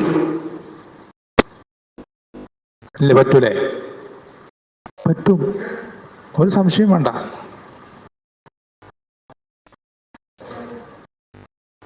അപ്പോൾ ഈ ഇൽമിന്റെ വിഷയത്തിൽ വളരെയധികം ശ്രദ്ധിക്കുക. ഈ ഇൽമിൽ കുറേ വിഷയങ്ങളുണ്ട്. അതിൽ ഞാൻ പറയുന്നത് ഇത്രയേ ഉള്ളൂ. നിങ്ങൾ ഏറ്റവും ആദ്യം നിങ്ങൾക്ക് നിർബന്ധമായിട്ടുള്ള വിഷയങ്ങൾ പഠിക്കുക, വിശ്വാസ കാര്യങ്ങൾ. അടിസ്ഥാനങ്ങൾ, അതുപോലെ തന്നെ നിസ്കാരം, വുളൂ, ഓരോരുത്തർക്കും നിർബന്ധമാവുന്ന കാര്യങ്ങൾ, അതുപോലെ തന്നെ നിങ്ങളുടെ ഡെയിലി ലൈഫായിട്ട് ബന്ധപ്പെട്ട് വരുന്ന കാര്യങ്ങൾ. നിങ്ങൾ കച്ചവടക്കാരാണെങ്കിൽ എന്ത് കച്ചവടം ചെയ്യാൻ പറ്റും പാടില്ല എന്നറിയാതെ കച്ചവടം ചെയ്യരുത്. ഇതൊക്കെ ചെയ്ത് അവസാനം കുടുങ്ങി പോകുമ്പോൾ ഉസ്താദെ ഇങ്ങനെ ആയിട്ടുണ്ട് എന്താ ചെയ്യുക എന്ന് ചോദിക്കല്ല, ചോദിച്ചിട്ടേ ചെയ്യാവൂ. ഉറപ്പുവരുത്തിയിട്ടേ വിശ്വസിക്കാവൂ. നമ്മളിങ്ങനെ എൻ്റെ വാപ്പ ഇങ്ങനെയാണ് അള്ളാഹിനെ പറ്റി പറഞ്ഞു തന്നത്, അപ്പം ഇതന്നെയായിരിക്കും ശരി എന്ന് പറഞ്ഞിട്ട് അള്ളാഹിനെ പറ്റി എന്തൊക്കെയോ വിശ്വസിക്കുക. നബി സല്ലല്ലാഹു അലൈഹി വസല്ലമയെ സംബന്ധിച്ച് വിശ്വാസം ശരിയല്ല. ഉറപ്പ് വേണം. ഇങ്ങനെയാണ് ഖുർആനിലുള്ളത്, ഇങ്ങനെയാണ് ഹദീസുകൾ പഠിപ്പിച്ചു തന്നിട്ടുള്ളത്. ഉറപ്പുവരുത്തിയിട്ടേ വിശ്വസിക്കാവൂ, ചോദിച്ചിട്ടേ ചെയ്യാവൂ.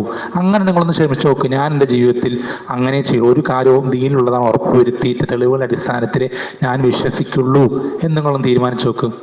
ഞാൻ ഒരു കാര്യം വിധി ചോദിച്ചറിഞ്ഞിട്ട് ഞാൻ ചെയ്യുള്ളൂ എന്ന് തീരുമാനിച്ചു നോക്ക്. ഒരുപാട് അറിവുകൾ നമുക്ക് കിട്ടും. നിങ്ങൾ പെട്ടെന്ന് തന്നെ ഒരുപാട് അറിവുകൾ ആളുകളായി തരും. അറിവ് പെട്ടെന്ന് കിട്ടാനുള്ള ഷോർട്ട് കട്ടാണത്. അതിനാരോട് ചോദിക്കുക? നമുക്ക് ആരോഗ്യം കണക്ഷൻ വേണ്ടേ? കണക്ഷൻ ഉണ്ടാക്കിയെടുക്കണം. നമുക്ക് ഈ പറയുന്ന പോലെ വലിയ വലിയ അറിവുള്ള പണ്ഡിതന്മാരായിട്ട് ബന്ധപ്പെടാൻ സാധിക്കുന്നില്ലെങ്കിൽ അവരുമായിട്ട് കണക്ഷനുള്ള ആളുകളായിട്ടെങ്കിലും എന്ത് വേണം? കണക്ഷൻ വേണം. ഹൊറാഫികൾ പറയാറില്ലേ, ഉസ്താദിനെ മുത്താൻ പറ്റാത്തവരെ മുത്തിയാനെ മുത്താന്നൊക്കെ പറയുന്ന പോലെ. അതുപോലെ അത് തമാശയായി പറയുന്ന കേട്ടോ. ഏകദേശം നമ്മൾ എന്ത് ചെയ്യാം, നമ്മൾക്ക് അങ്ങനെയുള്ള പണ്ഡിതന്മാരെ നേരിട്ട് ബന്ധപ്പെടാൻ പറ്റില്ലെങ്കിൽ അവരുമായിട്ട് ബന്ധമുള്ള ആളുകളായിട്ടെങ്കിലും എന്ത് ചെയ്യുക, ബന്ധം പുലർത്തുക. ഇതൊക്കെ നമ്മൾ ഏറ്റവും മിനിമം ശ്രദ്ധിക്കേണ്ട കാര്യങ്ങളാണ്. നമ്മുടെ കൂട്ടത്തിൽ ഇത്രയും പേര് ഇരിക്കുന്നുണ്ടായിട്ട് ഈ പേരിൽ ഒരാൾക്ക് പോലും പണ്ഡിതന്മാരുമായിട്ടോ അല്ലെങ്കിൽ പണ്ഡിതന്മാരായിട്ട് ബന്ധമുള്ള ഒരാളായിട്ടോ ബന്ധമില്ലെങ്കിൽ ഈ ഒരു കൗമിൽ സലഫിയത്ത് നഷ്ടപ്പെട്ടു പോകും. വളരെ ഗൗരവമുള്ള വിഷയം. ഞാൻ നിസ്സാരം ചെറിയ വിഷയം, ഞാൻ തമാശ പറയുന്നുണ്ടെങ്കിലും വളരെ ഗൗരവമുള്ള വിഷയമാണ്. ഇതൊക്കെ നമ്മുടെ അടിസ്ഥാന വിഷയം. അതിനുശേഷം നിങ്ങൾ എന്ത് ചെയ്യുക? അറബി ഭാഷ പഠിക്കുക. ഈ ഒരു ഫർദ് നമുക്ക് നിർബന്ധമായി ഫർദായിനായിട്ട് ഓരോരുത്തർക്കും നിർബന്ധമാണ്. നബി സല്ലല്ലാഹു അലൈഹി വസല്ലം പഠിച്ചത് തറബുൽ ഇൽമി ഫരീളത്തുൻ അലാ കുല്ലി മുസ്ലിം എന്ന് പറഞ്ഞാൽ നിർബന്ധമായത് പഠിച്ചു കഴിഞ്ഞിട്ട് പിന്നെ നിങ്ങൾ എന്ത് ചെയ്തോ? അറബി ഭാഷയിലേക്ക് തിരിഞ്ഞു. അതിനിടയിൽ ഈ ചോദ്യങ്ങളൊക്കെ വേണ്ടോ? ജീവിതത്തിൽ ഓരോ കാര്യങ്ങൾ വരുമ്പോൾ ഓരോന്നും ചോദിക്കുക, അറിഞ്ഞിട്ട് മാത്രം ചെയ്യുക. അങ്ങനെ പോയി അറബി ഭാഷ പഠിക്കുകയും ചെയ്യുന്നുണ്ട്. അങ്ങനെ പോയി നോക്ക്, കുറച്ച് കഴിയുമ്പോൾ നിങ്ങൾക്ക് എന്ത് ചെയ്യാൻ സാധിക്കും? അറബി ഭാഷ കുറച്ചൊരു നല്ല എളുപ്പമാകുന്ന സന്ദർഭം വന്നു കഴിഞ്ഞാൽ അറബി ഭാഷ എന്നുള്ളത് ഒരു വാതിലാണ്. അത് തുറന്ന് കിട്ടിയെന്നുണ്ടെങ്കിൽ ബാക്കി എല്ലാ വിഷയങ്ങളും എളുപ്പമാവും. ഖുർആൻ എളുപ്പമാവും, ഹദീസ് എളുപ്പമാവും, അഖീദ് എളുപ്പമാവും, ഫിഖ് എളുപ്പമാവും, തഫ്സീർ എളുപ്പമാവും, എല്ലാ വിഷയങ്ങളും. അറബി ഭാഷ എന്നുള്ളൊരു വാതിലാണ്. അതാണ് ഇമാം ഷാഫി റഹിമഹുല്ലാഹ് പറയുന്നത്, മൻ തബഹറ ഫീ ഇൽമിൻ നഹ്വി ഫുതിഹത് ലഹു കുല്ലു ഷൈ. അറബി ഭാഷയിൽ ഒരുത്തൻ ആഴത്തിൽ പഠിച്ചു കഴിഞ്ഞാൽ അവൻ എന്ത് ചെയ്യാൻ സാധിക്കും?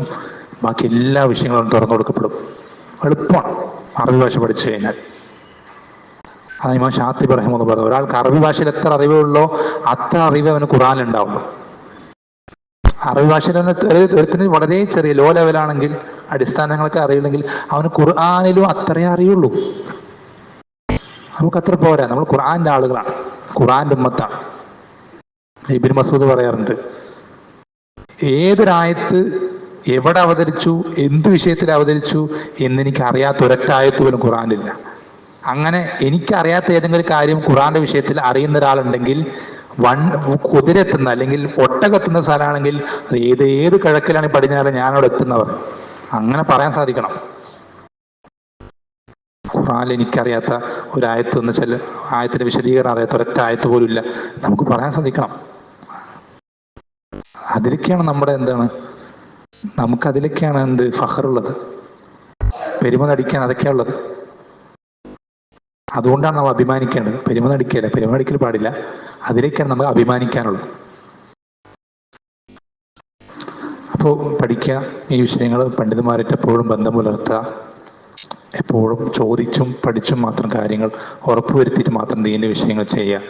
അല്ലാഹു സുബ്ഹാനഹു വ തആല നേരെ നമുക്ക് എല്ലാവർക്കും കാര്യങ്ങൾ ശരിയായ രൂപത്തിൽ മനസ്സിലാക്കാനും കഴിവിൻ്റെ പരമാവധി ജീവിതത്തിൽ മാറ്റങ്ങൾ വരുത്താനൊക്കെ റബ്ബ് സുബ്ഹാനഹു വ തആല സഹായിക്കുകയും ഇത്തരം മജ്‌ലിസുകളൊക്കെ അതിനെ സബബുകളാക്കി തീർക്കുകയും ചെയ്യുമാറാവട്ടെ. സല്ലല്ലാഹു വസല്ലം അലാ നബീന മുഹമ്മദിൻ വൽഹംദുലില്ലാഹി റബ്ബിൽ ആലമീൻ. സുബ്ഹാനക അല്ലാഹുമ്മ വബിഹംദിക അഷ്ഹദു അൻ ലാ ഇലാഹ ഇല്ലാ അൻത അസ്തഗ്ഫിറുക വഅത്തൂബു ഇലൈക്.